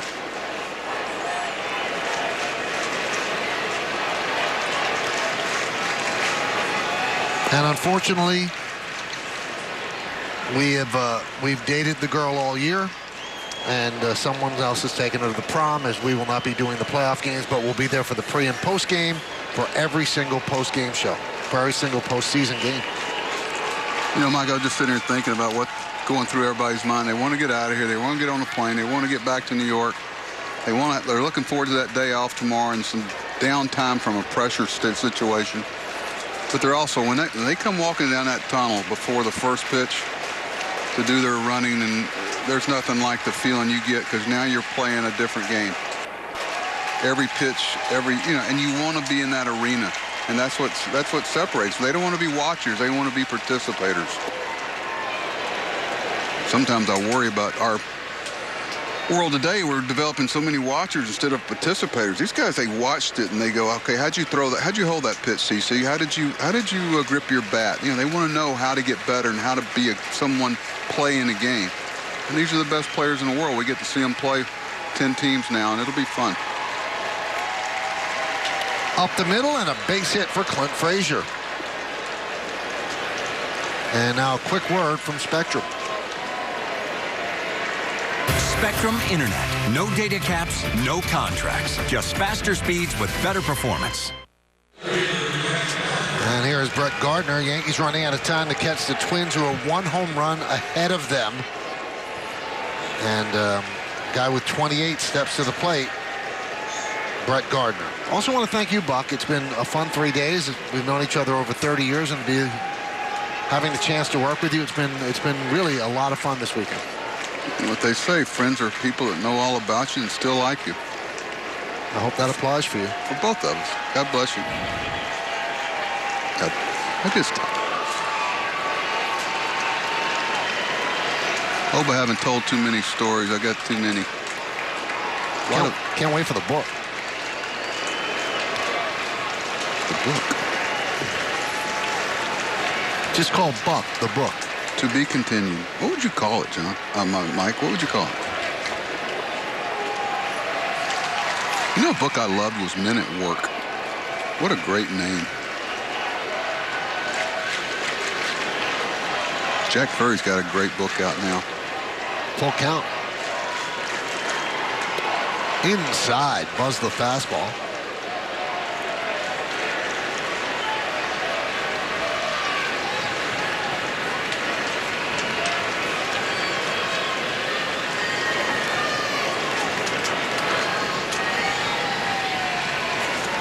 How about the pinstripes through the fabric of my life? It's pretty deep, Mike. 3-1 on Gardner. You know, the cot I slept on at Yankee Stadium, they found some pinstripe sheets. Really? Seriously. I wonder where they are nowadays. How often did you sleep there? Night game to day game. I mean, it's 45 minutes home to Jersey, and I just decided to stay there. I had to be back at 8. popped up. Solak makes the play down to the final out. Used to hear a lot of those ghosts rambling around in old Yankee Stadium about 3 or 4 o'clock in the morning. You ever talk to any of them? I talked to a couple of those big guinea pigs that ran around there at night. And here is Giancarlo Stanton. He's 0 for 3 today. Sellout crowd here at the stadium. Most of them standing for what they think is going to be the final out of a baseball game ever in this ballpark.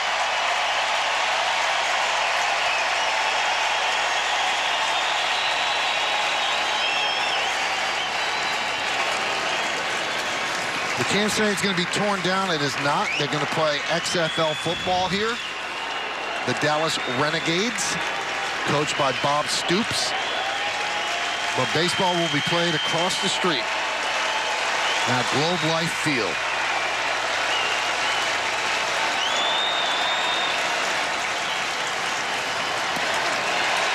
Yankees down to their final strike.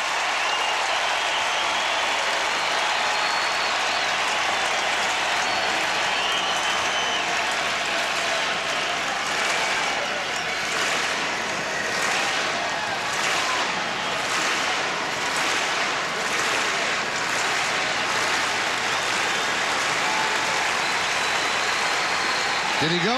Yes, he did, and that will do it. As the Rangers beat the Yankees 6-1 in the final baseball game ever played in this ballpark.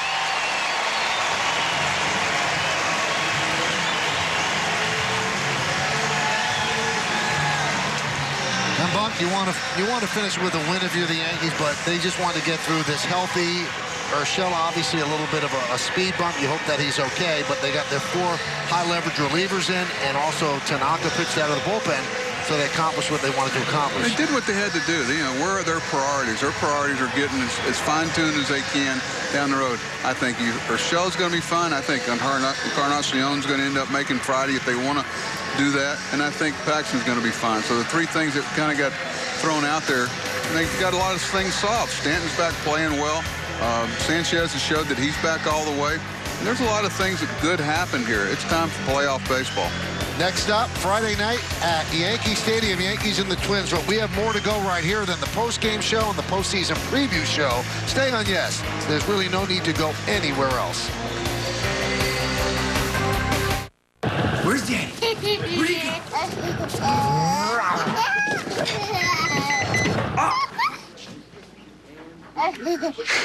The 2019 Nissan Rogue with available Nissan Safety Shield 360.